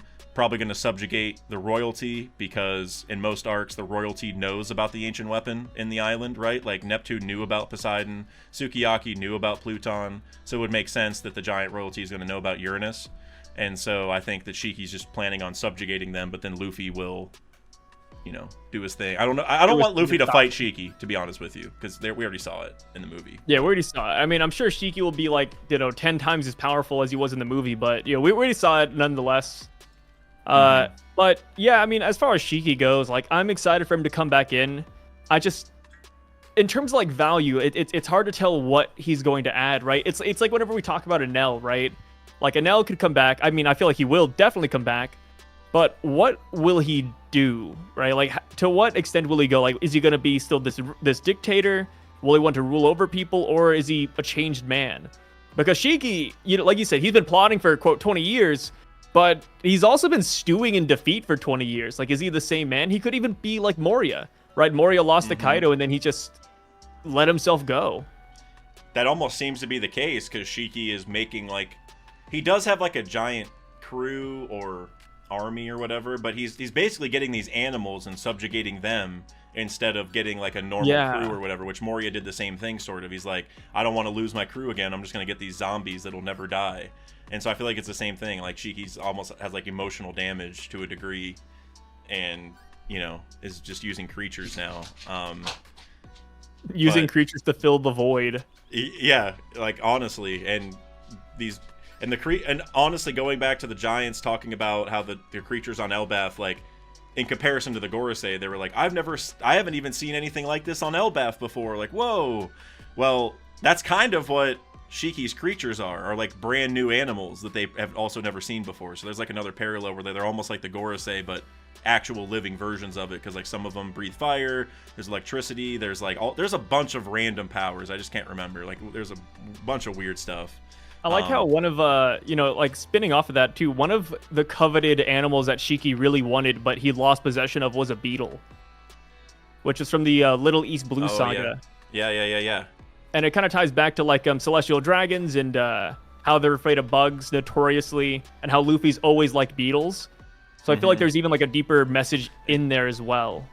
And tying it all to the Elbaf and Usopp of it all, Usopp is tied to beetles because of Heracles, right? And, yeah. I don't know, the whole pop green thing. It's like, he operates with botany involved, and it's just, I don't know, it all kind of ties together. So I feel like, I don't know, man. I don't know. I don't know what this whole Shiki thing is going to lead to. I'm kind of nervous, to be honest. Like, I feel like he's going to be there, but I could see the fandom not liking it, honestly. Yeah, I mean, like, going back to what we were talking about earlier, like, Usopp, it's so easy to, like, write anything for him here. Like, Usopp fans, and us included, like, we'll take anything we can get. But for Shiki, that's like, Oda has to really, he's walking a tightrope if he brings Shiki in here. So with the Cloudloft technology, like, Vegapunk talked about how important that is.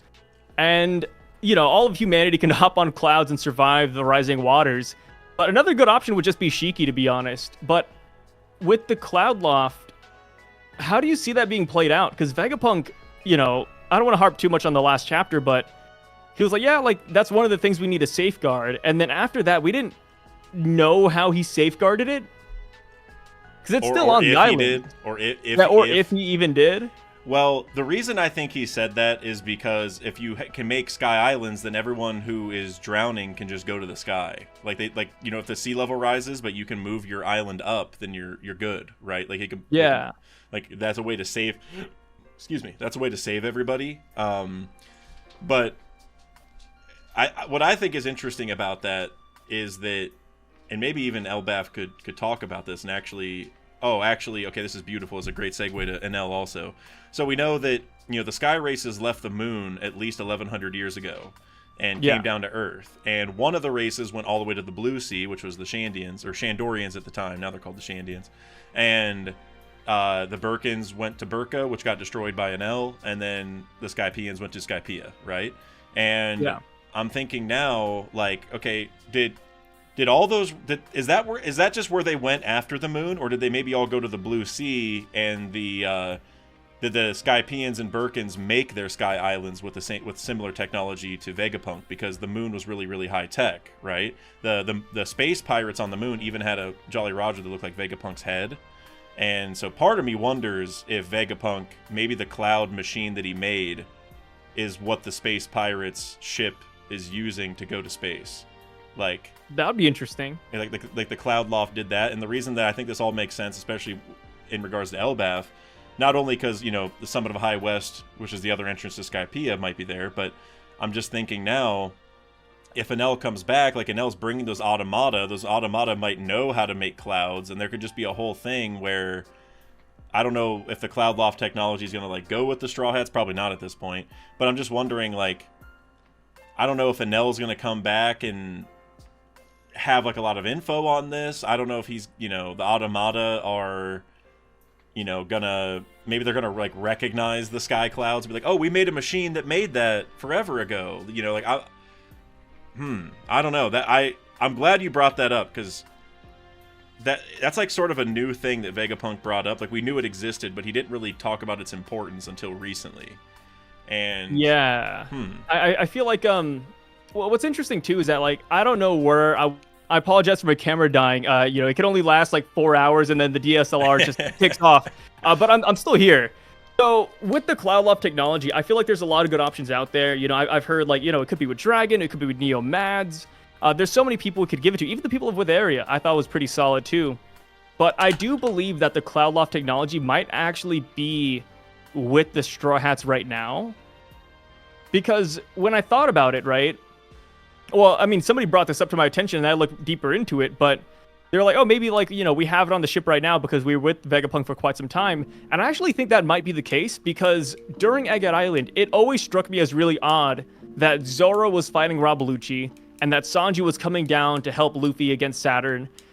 And it struck me as odd because Jinbei is like another great fighter that we have, and he was essentially sidelined the entire time. And I was kind of making fun of Jinbei too, because during this whole segment, ever since Kizaru and Saturn showed up, I was like, what the hell is Jinbei doing? But if you look at him, he's moving boxes onto the ship.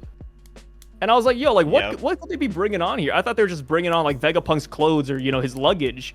But I feel like if we were to take that Cloud Loft technology into account, it's like, yeah, like, this could be the Cloud Loft that he put in the boxes or, like, you know, materials to build it or blueprints. Because I went back to the chapter, I think it was, like, chapter 1093. When Saturn shows up, Jinbei's actually moving boxes with Sanji. And then Jinbei actually calls Vegapunk, and he says, hey, Vegapunk, I'm almost done moving all these boxes you wanted onto the ship. And it's like, oh, like, this is, like, these are Vegapunk stuff. That's such a good point. I remember seeing a Reddit post where somebody was like, hey, does anybody have a guess for what Jinbei, like, in these boxes that Jinbei's bringing? And I remember posting it in my Discord, like, hey, I thought this was a good question. Anyone got an idea? And you know, I didn't hear any ideas that I thought were, like, you know, that were like a eureka moment. But that makes a lot of sense. The only caveat that I gotta bring up is, you know, very recently Edison, like, extended the clouds or whatever. Yeah. And so that would make me think, like, oh, well, they still have the Cloud Loft thing. But kind of like you were saying, like, it could be like blueprints or maybe like the ingredients to make the clouds or a variety of things that could just be so someone else can do it, right? Like, he wanted to pass that on because it's going to help people to avoid the flood. So I actually really like that, dude, because, like, I could just tying to all the like I said, like the Sky Island coded stuff that should happen in Elbaf, it would make a lot of sense for the Cloud Loft stuff to come into play then. So I actually love that idea. Yeah. And one thing too, I might make a video on this later and just go more in detail, but the brief idea is that I feel like Franky, Franky has been recreating Vegapunk's technology, but he's always behind, right? Like what we saw at Karakuri Island, you know, Franky saw a bunch of Vegapunk stuff, and then he modified his body to kind of fit some of the schematics there. I feel like Franky would be a great person to build this Cloud Loft technology and just have his own spin on it, right? Because on Egghead Island, it's coming out of a wine bottle. Or what seems to be just a giant bottle in general. So cola. Like, well, Franky's whole shtick is cola. Yeah, he could just pump it out of a cola bottle. And Franky's dream, in my opinion, is really lame. I think some of the Straw Hats, their dreams are kind of flimsy. No offense to them. You know, everybody has their own dream. But Franky's dream is to just take the Thousand Sunny around the world. He wants to be like the Urouge, a ship that can, you know, sail on any wave. And that itself is really easy. Like, technically, you don't have to stop on any islands. You could just keep on sailing and you can complete that dream in like a year. Right. But another way to look at it is if Franky actually builds a Cloud Loft technology and it's on the Thousand Sunny, for example, and behind the Thousand Sunny is like a trail of clouds, then not only would Franky achieve his dream, but he'd also be saving all of humanity as well. Well, dude, he'd be bringing them up to like a Sky Island. Dude, do you remember in Skypiea, which I did not like these guys, but do you remember the White Berets? And how they... Oh, those losers, yeah. I despised... McKinley's cool by the end, but the rest of them. But they, like, made little Sky Island trail, or, like, you know, like, cloud trails that they could, like, ski on with, like, their... Yeah. Like, so I'm just thinking it could be the same thing. Like, the Sunny could... the Sunny could, like, put the Sky Island trail in front of it so it just starts going upward. You know, like, it's just... Yeah. Oh, dude, yeah. Then other pirate ships follow it from behind. So it would kind of be like, what is that? I think I keep on bringing up One Piece movies. It could be like Stampede, where they're all going up the knock-up stream. Like, we could have the Thousand Sunny in the very front, and then all the ships are behind the Thousand Sunny, and all these islands and, you know, Water 7, and they're just floating upwards on the clouds. I love that, dude. That makes so much sense. Because, like, I don't know how it'll happen, but, you know, the Mary went to a Sky Island, and I feel like the Sunny doing it is just, like, a no-brainer. Like, not that it has to be a whole arc of it, but I just feel like the Sunny going to the sky, it should just happen for some period of time. And for the Sunny to, like, gain the capability to do it at any point would be amazing. So, and also, oh, dude, this is actually my favorite part of this whole thing. I can't even believe it just dawned on me, but, you know, Tom made the sea train, And that was like a big, marvel, because like it created like a permanent, path on the ocean that you could just ride a car on, like a train, but you know what I mean, like a vehicle that would normally go on land can now go on the water because of that. And so now it's a level up from Tom. Instead of like a land vehicle traveling on water, it's now a sea vehicle flying in the sky, right? So it's like and Franky could even maybe make a road that becomes like a sky train, right? And I don't know like what the point of that would be, or what why, but I could see him doing something there where he makes like a permanent road. Maybe the summit of High West, so I have a big theory that the Atom Tree is going to fall, which we probably don't have enough time to talk about, but I'll definitely leave my Elbaf video below because I talk about that a lot. But if that happened, that would kind of ruin the summit of High West, or a lot of people's access to Sky Islands if that tree did fall. And Franky could recreate a road there with that, and that would kind of make, because it'd probably be for like trade between the Sky Islands and Elbaf, which is the sea train was for trade mainly. So I love that. That almost feels like canon now, like that. Yeah, I'm gonna have to use when I make this video, I'm gonna have to bring in the whole like, hey, Tom did the sea train, but Frank is doing the sky train. Yeah, people will love that. I feel like I'm all about that. And then plus like, I've the Thousand Sunny has the Kude burst, where like it shoots off from like the giant spout on its back. Like, what if like instead of like shooting a Kude burst, it just shoots out clouds, and then that's also like what helps produce the clouds too behind it. I like that. I guess my thought is that if it's trailing behind it, then they wouldn't be like in the air. Yeah. You know what I mean? I guess that's like my thought. But I mean,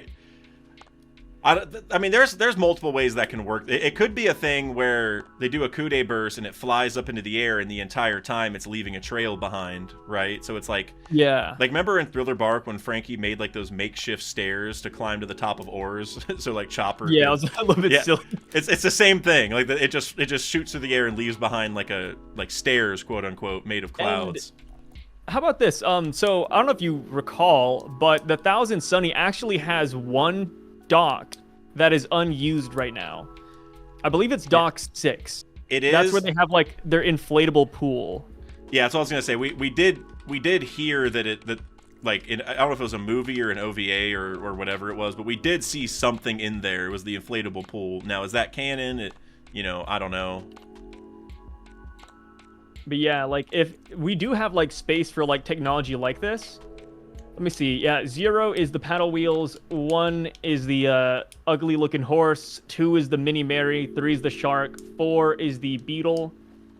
5 is the brachio tank, and then 6 is just an inflatable pool. Yeah, so if we were to like change one out, I think the pool could go. Yeah, and the pool, like I said, it's from like a special or something. It's not from the manga, if I remember correctly. Yeah, I think that might just be like a little bit of a. Let me see. One Piece Special Glorious Island. Yep. Whatever the hell that is. No, the only reason I know it exists is because I looked up the pool. Oh, it's like One Piece Filmsy promo. It's something that's only shown and was released on smartphones. What the hell, dude? I mean, I mean, I don't even know if Oda remembers that. I don't know. Yeah, I don't know if I'd count that as canon.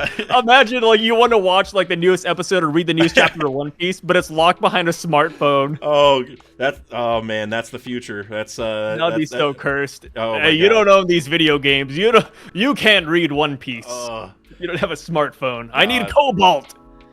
Dude, I seriously love everything you're talking about with the Sky Island, like with the Sky Cloud stuff.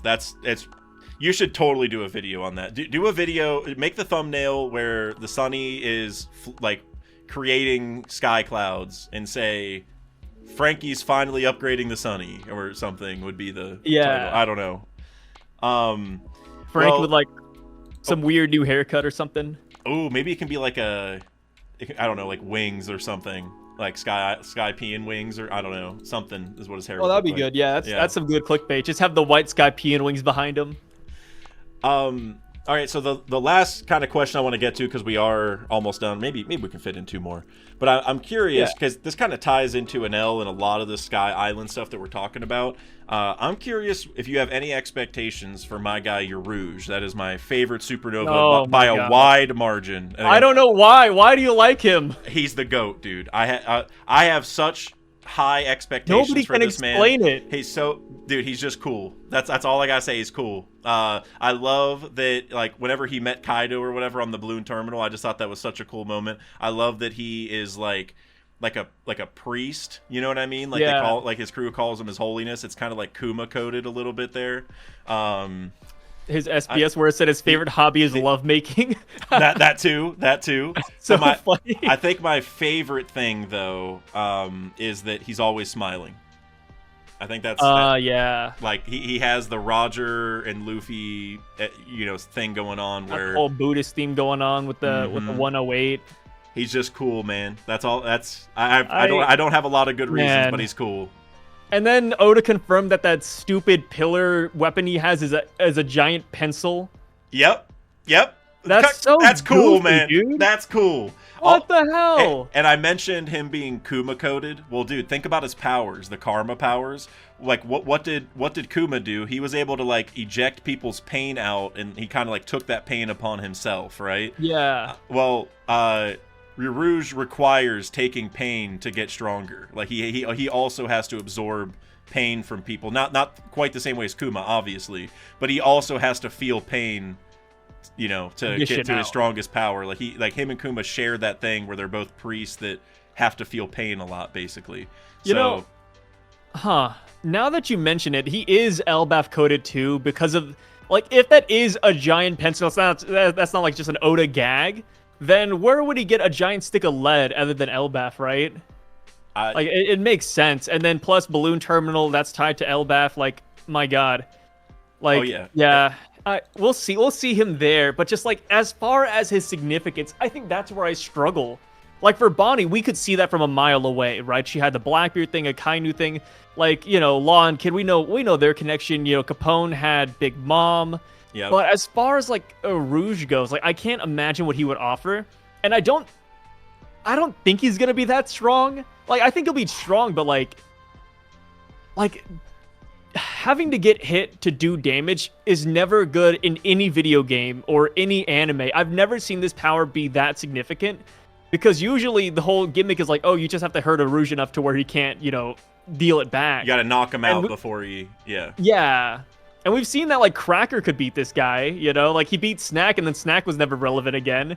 Like, on a power level scale, I'm not excited for Urouge. As far as storytelling goes, I'm excited because I believe we're going to get either two things. One, more information about Enel and Burka. I think that's always a big win. Yes. Or two, I think he could be pivotal in giving us information about the Holy Knights and their powers, which sounds crazy, right? But here's the thing. He's a monk, right? He's all about faith. And one thing we saw during the Kuma flashback, you said he's Kuma coded, and I actually agree with that. And one thing we got from the Kuma flashback that kind of lingers with me, and I'm going to make a video on it later as well, but one of my main running points is that I believe the Holy Knights are all based off of mythological demons or creatures. That's not super far-fetched considering we have yokai and then a giant sandworm, right? So in the Kuma flashback, we had one really interesting scene where Bonnie was in the church, and she couldn't come outside because of her sapphire scales, and the kids called her a vampire. And I thought that was really significant, because it's like, wait, like, does the vampire mythos live, like, is that in the world of One Piece? And then we have Susie, who is essentially a vampire, but she was never given a devil fruit. There was no descriptor whatsoever. So because of that, I do believe there are vampires in this world, like actual vampires, and they exist within the Holy Knights, because the world government also has carrier bats. And we have no idea what the hell's going on with that. So as far as Urouge goes, if he is this priest, I could see him being somebody who wants to fight off demons, or who has an affinity towards, fighting off demons. So maybe, like, we're kind of guessing on how to hurt the Gorsei, and we don't know how to, right? Joy Boy's Haku was able to push him back, and that was great and dandy. But as far as permanent damage and how to actually get rid of them, I feel like Urouge could be key when it comes to that. Maybe it has to do with faith or willpower, and Urouge is going to be key when it comes to, like, knowledge in that, like, realm. So I think Urouge is going to be perfect when it comes to all of this. And that's what I'm the most excited for Urouge. As far as his lovemaking and his character and the smile, not a big fan of it yet. Maybe that'll change when I see more of him. But the Kaido's, like you said, the Kaido scene moved you. It didn't really hit me that hard. Oh, I just thought it was cool. It Yeah. But when I watched that, I'm like, I need to learn more about this guy. You know, like that's like how like Kaido came up and didn't start fighting him. He just walked over, and then Urouge starts praying for him. Like, what?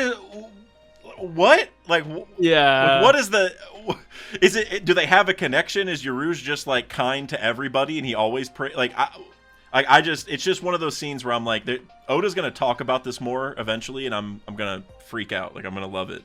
I love what you were saying about, you know, like, him basically maybe having an answer for how to like hurt the Gorosei to a degree, because, you know, I doubt he's ever, you know, met them or fought them, but just for him, either something he knows, or maybe even like his power gives Luffy like an idea, because like, you know, taking damage and then being able to give more because of it.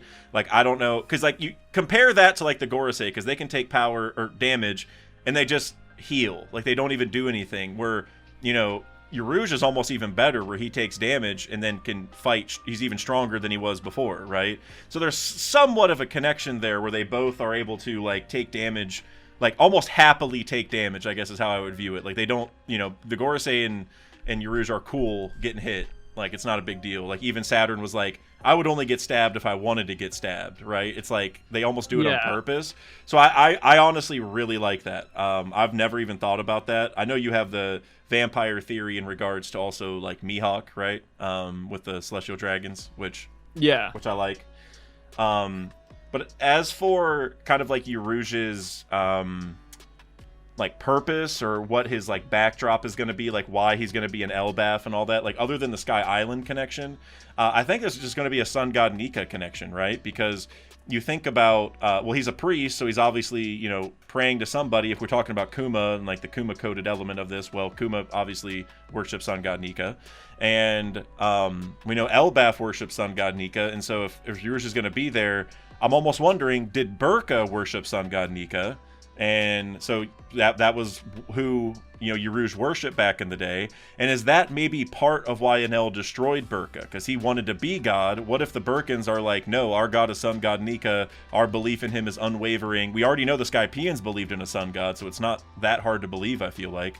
And so the Burkans may have just told Enel, like, hey, dude, we, like, Nika's our guy, screw you, we don't even know who you are. And then Enel, you know, deleted them because of it.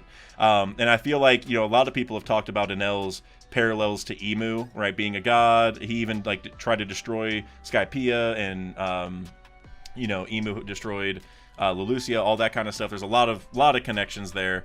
But I feel like if Enel destroyed Burka because they worship Nika and he didn't like that, is that not basically what Emu did 800 years ago, pretty much? Like, people probably like sun god Nika, and Emu's like, I gotta erase that from history. I can't even let people know about Nika and have that belief.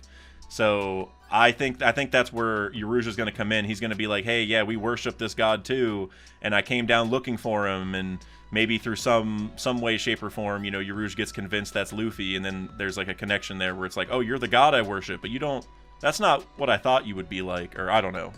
And then Luffy can tell him like, well, I'm not that guy. I'm just Luffy. And he's like, no, well, it's more confusing than that. Like, there's more to it, you know? Yeah, I mean, with the Rouge, he seems like a really easygoing guy, so I don't even know if he'd question it too much. I feel like he'd be like, hey, that's funny. Like, I don't even know if Rouge would be, like, hostile in any regard. Like, I can't imagine it.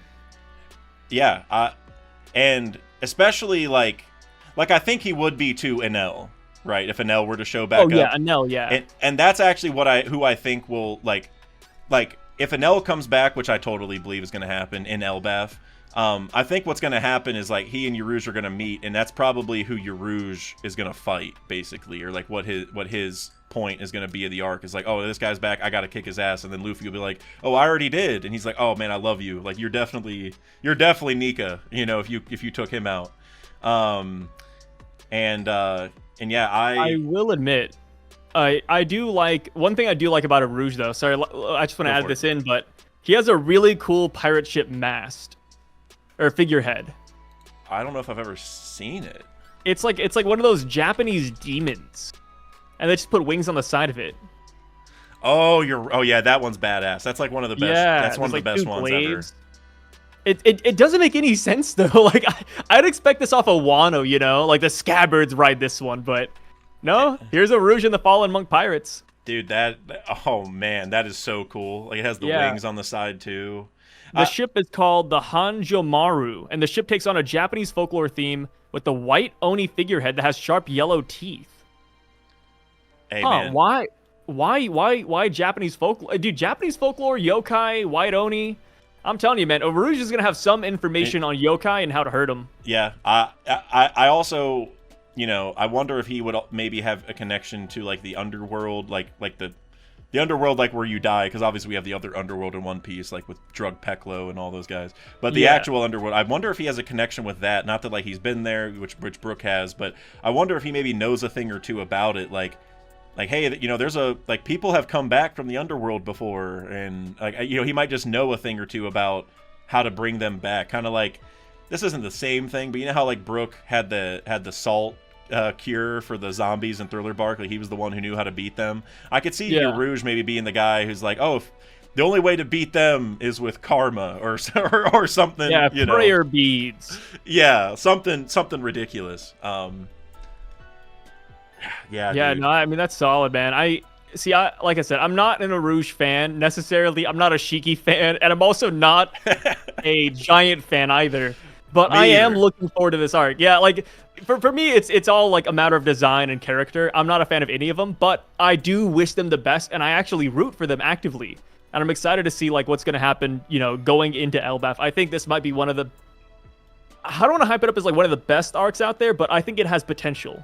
And as far as villain goes, like we talked about it not being Loki, if there's one villain I wish would come by, Shanks's twin or whoever that silhouette that is, you know, it looks like Shanks, right? I hope that the Garland family are the main villains here, and I really hope they are the ones who knock down the Atom Tree. You talked about it earlier, you didn't really get into like detail, but I hope that the Garland family comes here and they destroy everything that Shanks knows and loves. I think that'd be awesome, and I think it's in the cards. Like for me, I want the Garland family to really destroy Shanks, or just like, you know, mess him up, or you know, mentally, not even physically. Like, you know, physically, you know, Shanks can beat them, of course, but mentally, I would love if they just tore down everything he built up and everything that he's known for. I really like that. I also want to shout out something that King Recon mentioned in my last redacted video, which was, you know, it's basically it's time for the Gods Knights to do something, like to get mobilized and to go out. And it feels like now with Luffy being, you know, the sun god and escaping the Gorosei and everything, it's like now, like if there was ever a time to finally, you know, for Emu to be like, all right, Garling, time for you to, you know, get off your ass and do something, it would be now. And it would, and the goal would be like, hey, go, like it should be go capture Joy Boy. But tying to this Elbaf stuff, like if Luffy goes there, they might go and, like you said, maybe cut down the Atom Tree, maybe just, you know, wreak havoc on the land or whatever. Like I don't know if the motivation would be to mess with Shanks, but they would be doing it anyway. Maybe that's just like a bonus to it, you know. But I think getting Joy Boy would be the number one. And I guess I want to piggyback off this and ask you one other question, other than like you just kind of mentioned the Gods Knights. Do you think there's going to be any other world government or CP0 or Marines or anyone involved in Elbaf from that faction other than maybe Garling or whoever? I don't believe so. I mean, when it comes to the Navy right now, they're so pressed on whether or not to find the One Piece, you know, stop Cross Guild, stop the islands. Like, I don't know what Akainu's thinking, but Akainu really didn't want to send anybody to Wano because he was like, hey, Kaido's over there, and they have the samurai who are really scary. So I highly doubt he's going to say, hey, let's send people to Elbaf to the Giants or anybody else. Yeah, like... Hey, they're not that threatening, though. Let's be real, all right? They get fodderized all the time, but you're probably right, still. Yeah, like, I don't think the Marines are going to waste time coming to Elbaf, but as far as the Celestial Dragons and World Government goes, I feel like that's a different story. I feel like since we just saw CP0 here on Egghead, we saw their best fighters, right? Like Rob Lucci, Kaku, Stussy, like they're the best they have. So because they got sent there to Egghead and because they got dealt with pretty swiftly, I don't think we're going to see CP0 again. Because like, let's say Rob Lucci, Kaku, and Stussy are out. The only people that are left are like Jabra, you know, Kumadori, Fukuro. Well, like, I don't think they're going to like come in and, you know, take names per se. Well, let me bounce one other idea off you here. Remember, the orphans that were at the House of Lambs seemed to be Cypher Pull agents, right? And that was on Elbaf. So Yeah. So is it possible that who's left? Guernica is still alive, which he shouldn't be, but he is. I think Joseph is still alive. I don't even know if we know the other names, to be honest with you. Maha. He's dead. Yeah, that's the one that's for Maha's sure dead. confirmed dead. Yeah. Which we didn't even know his name till after he was dead, so it's kind of savage, but... I kind of, I always wished the best for a lot of villains in One Piece, even if I don't like them. And I feel like CP0 on Wano has disappointed me so thoroughly, I kind of don't want to see them again. Like, one thing I wish is if they do come back, though, I want to see what's underneath the mask. I think that's always fun. Yep. I want to see what they look like. Because one of them, like, I think it was Maha specifically, he seemed like a long-limbed person. And I don't know, it was so strange to me because we haven't seen any long-limbed Marines before, right? Let me look it up to make sure I'm not, like, spouting BS. I want to say there was one. Okay, he's not long-limbed. He's just abnormally long.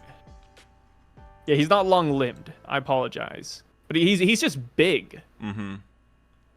Yeah, that, like how you said you, like, want to see under the mask. We have to, dude. If we don't ever get to see under any of the masks, that's just...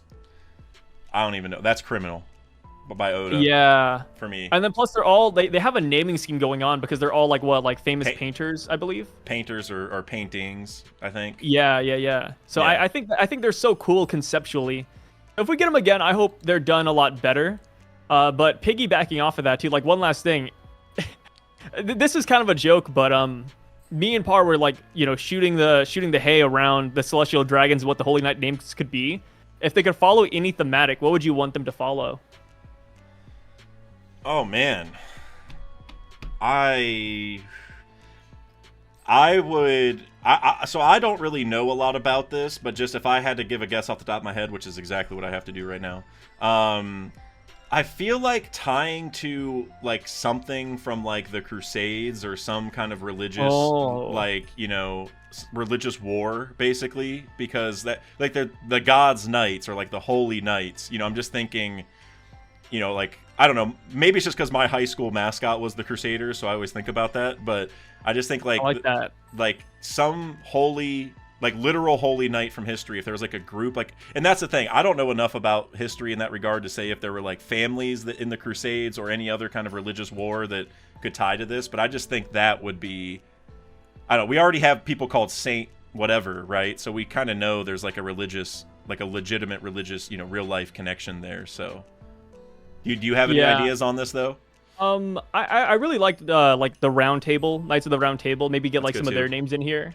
I thought that was pretty cool, but, like, the joke I made was that just maybe they're all, like, drugs and paraphernalia, like fentanyl, heroin. Oh my god, dude! Yeah. Wait, so how? Wait, we already know Figarland and Manmeyer. So yeah, Manmeyer. So I don't know. It doesn't are those? I mean, it could be like first names, right? Like maybe like yeah. Outside of Garling. We could have, like, Cocaine Figarland. Or even, like, epithets. And, dude, this is actually so funny. So, so random. I was talking in the Discord about how I really like Drug Peklo, the guy from the underworld that has had no role in the story other than being named. Yeah, pretty much. Just there. But I've been thinking, like, okay, Drug Peklo, he probably deals drugs. He's an underworld guy. I almost wonder if we're gonna find out that there are drugs, like, and maybe Figarland Garling does have an epithet, and it's like the drug that he always takes, and he could be like the White King, like cocaine. Yeah, and maybe it's just all from Drug Peklo. Like maybe he's even the one who tells us about this. I don't know. I love Drug Peklo. I just like his design. Honestly, I don't. There's like a mushroom guy over there named Shrooms. Yeah, some dude named Ketamine. Yeah, like maybe he's just called like. Hold on, I gotta like because for fungus there's a lot of because like I work for like an agriculture company, so there's a bunch of like fungi terms that we talk about, like it could be like mycelium or something. I don't know, it could be a family name, like that'd actually be kind of cool. That kind of fits with the other ones. Dude, they're just different drugs, dude. That's hilarious. Yeah, good old like, oh, here comes opioids. Well, whoever Wait, so maybe Manmire, maybe that was supposed to be like marijuana, like it's very close. Like maybe, I don't even know, maybe that's, or it could even be like, I don't know, Oda could get real fancy with if he's going to do like weed. Like he could pick like Purple Haze, or it could just be an attack. Maybe the attacks are also named after drug situations, like something overdose, or I don't know, you know. Yeah, or it could be like somebody, like maybe the family names come from someone who found the drug or like who popularized it. Like maybe if we look up like Manmire, there's gonna be like some, like, oh, like, you know, Charles Manmire back in like 1822 brought in opioids from China. Ooh, like maybe it'll be like something like that. That's interesting. And that would be like the tie-in to make it like somewhat legitimate and not like completely a joke. Yeah, but, you know, like this is just a fun thought. I like the round table and Knights more, but this is. It's just like kind of like a meme I'm playing with. Yeah, no, but the round table I think is good, like King Arthur and all them. Yeah. I guess you know, if Garling is the leader and he's not King Arthur, that would maybe be a little bit of a, like, it would throw me off. But I mean, he could even just make it where they all just have like knight names from different stories. Like maybe one of them is just King Arthur or Arthur something, and that's the tie-in. And maybe they all tie to just different important knights, you know, like one is from the round table, maybe one is from like the Crusades or whatever, like I mentioned. And I mean, there's so many stories that tie to knights or like medieval times and all that kind of stuff that I feel like Oda would have no problem finding all sorts of different examples. So I like that. I kind of like the drug one more, but yeah. I looked it up. So I typed in Manmire drugs, and it popped up with Myanmar, which is like an actual country, and it says Myanmar is known for heroin. Oh wow. Well, maybe maybe you're onto something. Yeah, and then plus it was a girl who they referred to there, so you know we could have that girl named she's a heroine, literally. Oh. Yeah.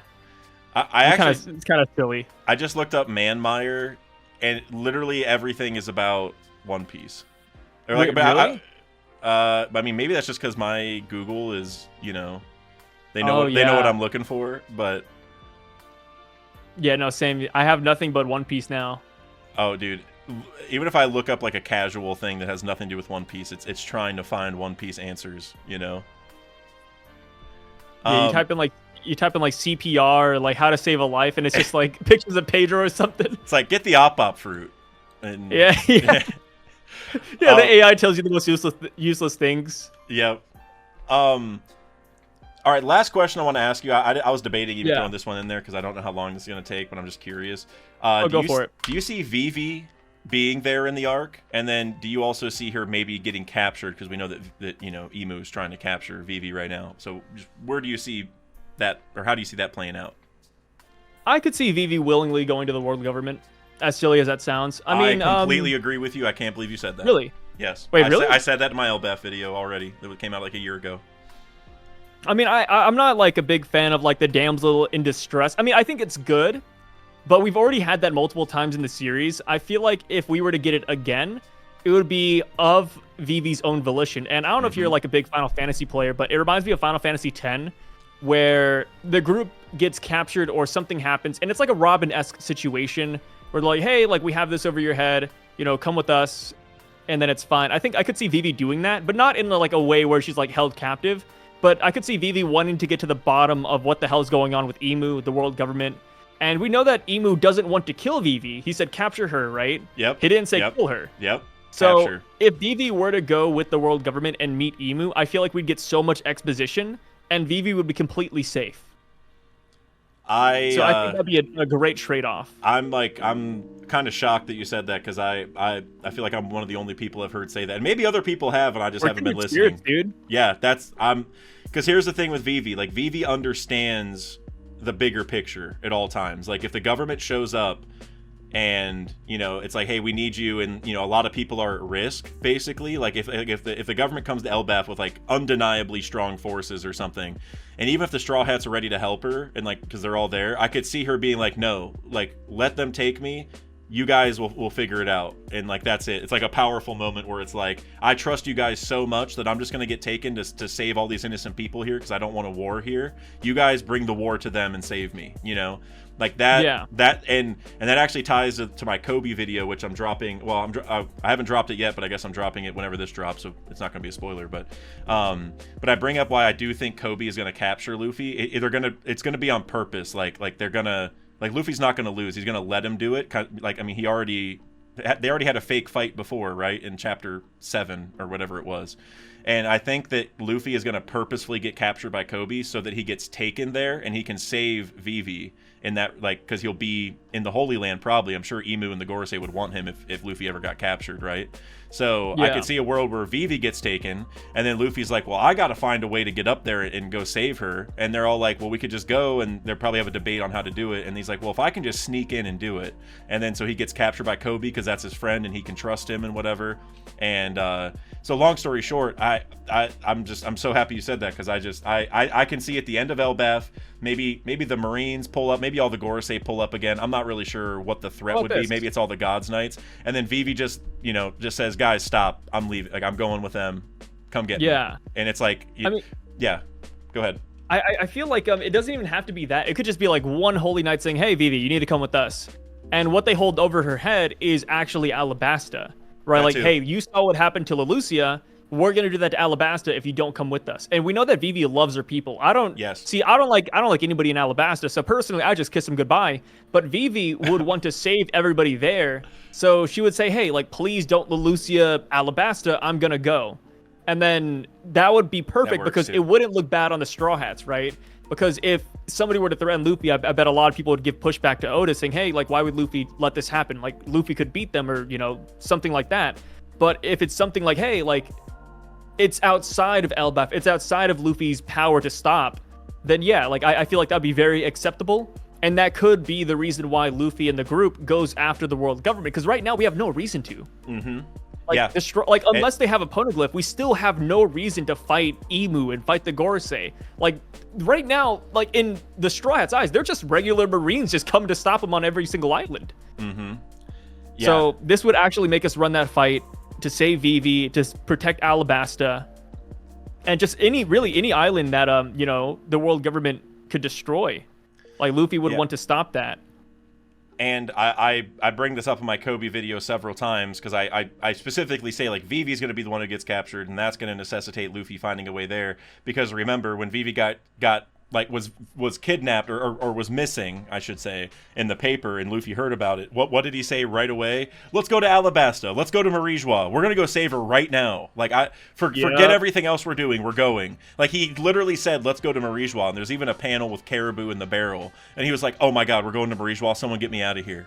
Like please let me out. Yeah, like, it was serious enough to where other bystanders near there thought he was serious. So that tells me that if Vivi was ever captured, like you kind of said, it builds that necessity of wanting to fight the government, because right now, sure, the government is really bad, they've messed with Luffy a lot, etc., but Luffy doesn't really operate on just like random grudges, right? Like, you have to hurt his friends and do something very particular to him, or the people around him, in order for him to care enough to go after you. And taking Vivi is like one of the few things that I think would make sense, right? So yeah, I'm big on that, man. Crazy. Sure. We're on the same mindset.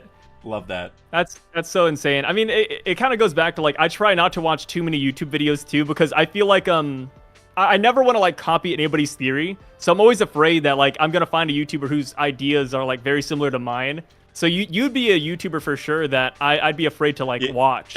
You wouldn't watch my videos of her? Yeah, because I would be scared. It's like, wait, like, is this my idea, or is Dax Sake, like, whispering in my ear? You know what I mean? Dude, I know what you mean for sure. And honestly, I've gotten to the same point to where, like, what I used to do when I made videos is like for this Kobe video, what I used to do is I would go and watch a bunch of other Kobe videos and, like, look at Reddit posts and all that, partially so I don't duplicate the information because I don't want to steal theories, but also just because, like, maybe there's some things I forgot that I should make sure I mention, like certain moments in the story, or maybe just to see how people react to certain things, whatever, right? I used to do research. Yeah. But now I'm kind of the opposite, where I don't want to watch the videos, because I'm like, Same. I don't want, like, I don't want to be influenced by other people's thoughts, and I also don't like if I make a video on my own and it has the same thoughts as someone else completely serendipitously, then whatever. Like at least I know in my mind that I didn't copy. You know what I mean? But Yeah. it gets harder when I watch video after video that I'm like weaving a bunch of other people's thoughts together, and I'm just like I'm just gonna do mine. So I get that 100%. Like I remember, so it's happened 2 times with me where the first one was with was actually you. Because I haven't made like a dedicated video on it, but in a lot of my videos, I bring up the idea that Franky's gonna get green blood. Okay. Or some cola power up. And then I remember I saw your thumbnail and it was Franky with green blood. I was like, oh no. That was hidden. That wasn't me. That was hidden. Oh, that was Hidden Island. Yeah, that was Hidden Island. I have talked about it several times though, but I always mention his video, so I thought I thought you maybe watched one and heard me say it because I have brought it up because I totally believe that. That I feel like that's such a it's an idea that's just it's right there. You know, like how do you upgrade Franky? Well, green blood. Mm-hmm. Because he didn't want a fruit. But if it's temporary, he didn't want a fruit. But if it's temporary, yeah, exactly, yep, 100%. And then it happened one more time with slightly with Artur. I didn't watch the video, but people were like, "Oh, sorry, like this is Artur's theory." I was like, "What?" And my theory was that Emu is like this dark cartoon devil. And I don't know how like far Artur went into it, but I was like, hey, like I think Emu is gonna be like the opposite of Luffy, or like similar but opposite. Mm-hmm. Or like a light and dark thing going on. I'm always afraid to see what other YouTubers are doing because I don't want that to like influence my opinion too much, or like get in my head and I never make a video. Mm-hmm. Scary. And it's kind of a blessing and a curse because, like you said, sometimes you have those situations where you do make a theory that someone made a similar one, and it might seem like you stole it, or people just might not be interested because they already heard it, whatever. There's a lot of bad things there. But I also feel like whenever you don't watch a lot of the other theories, I feel like there's a lot of, I'm trying to be polite here, there's a lot of like headcanons or like commonly accepted theories that aren't, like, for example, like the whole like Emu wants Vivi to control Vivi for Uranus. I feel like that's like I feel like over half the fandom believes that, and for me, I don't. And it's not that it's wrong. I mean, maybe they are going to be right. Like, I don't know.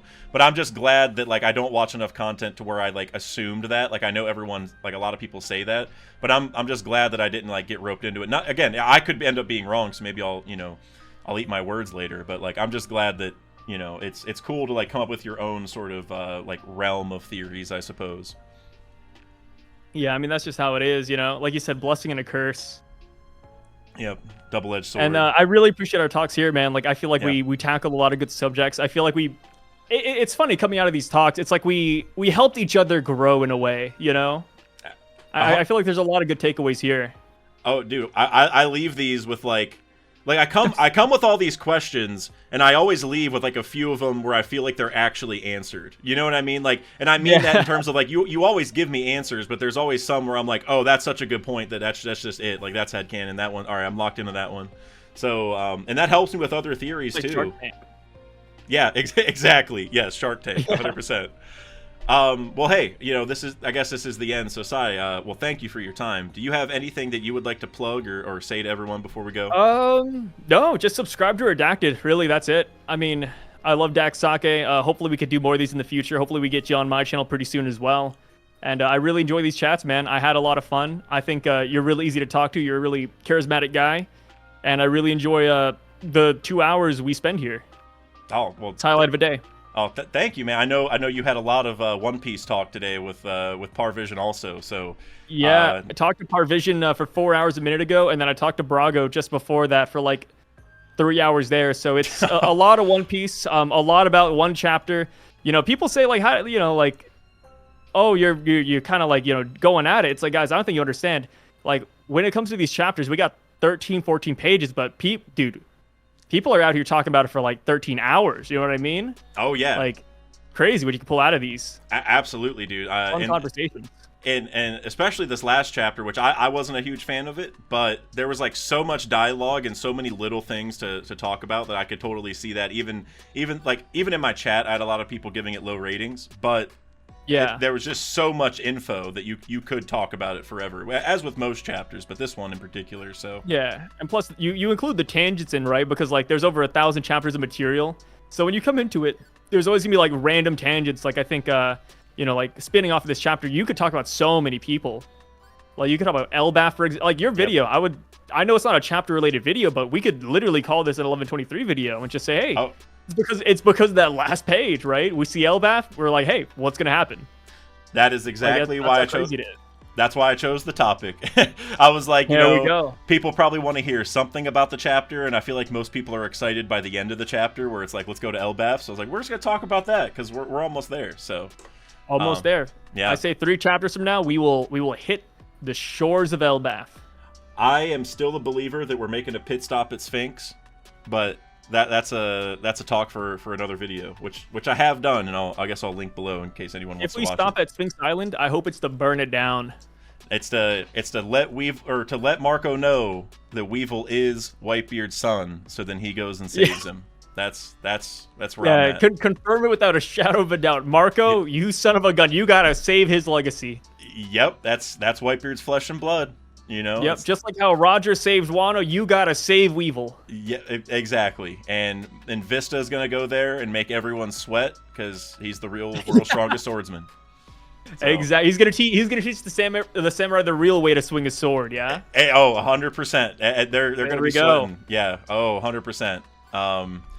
But all right, guys, everyone, Sai, thank you for watching, or Sai for joining. Appreciate you. And of course. And yeah, make sure you guys subscribe because we're gonna be doing these way more often. At least that's the intention. So yeah, whenever Dax wants me, he has me. But as far as my camera goes, that's a different story. I mean, it's probably gonna be dead by the time we do these. Yeah, but and you guys, did you guys see before the camera went out? Did you guys see Sai's new haircut? It was great. I thought it was phenomenal. I might even be copying it for the next. Oh well, hey, tell her I said thank you. I will. I'll let her know. Yeah, go for it. Let me know what she says right now. She'll probably be very confused, but yeah. But all right, catch you guys later. Peace out, guys.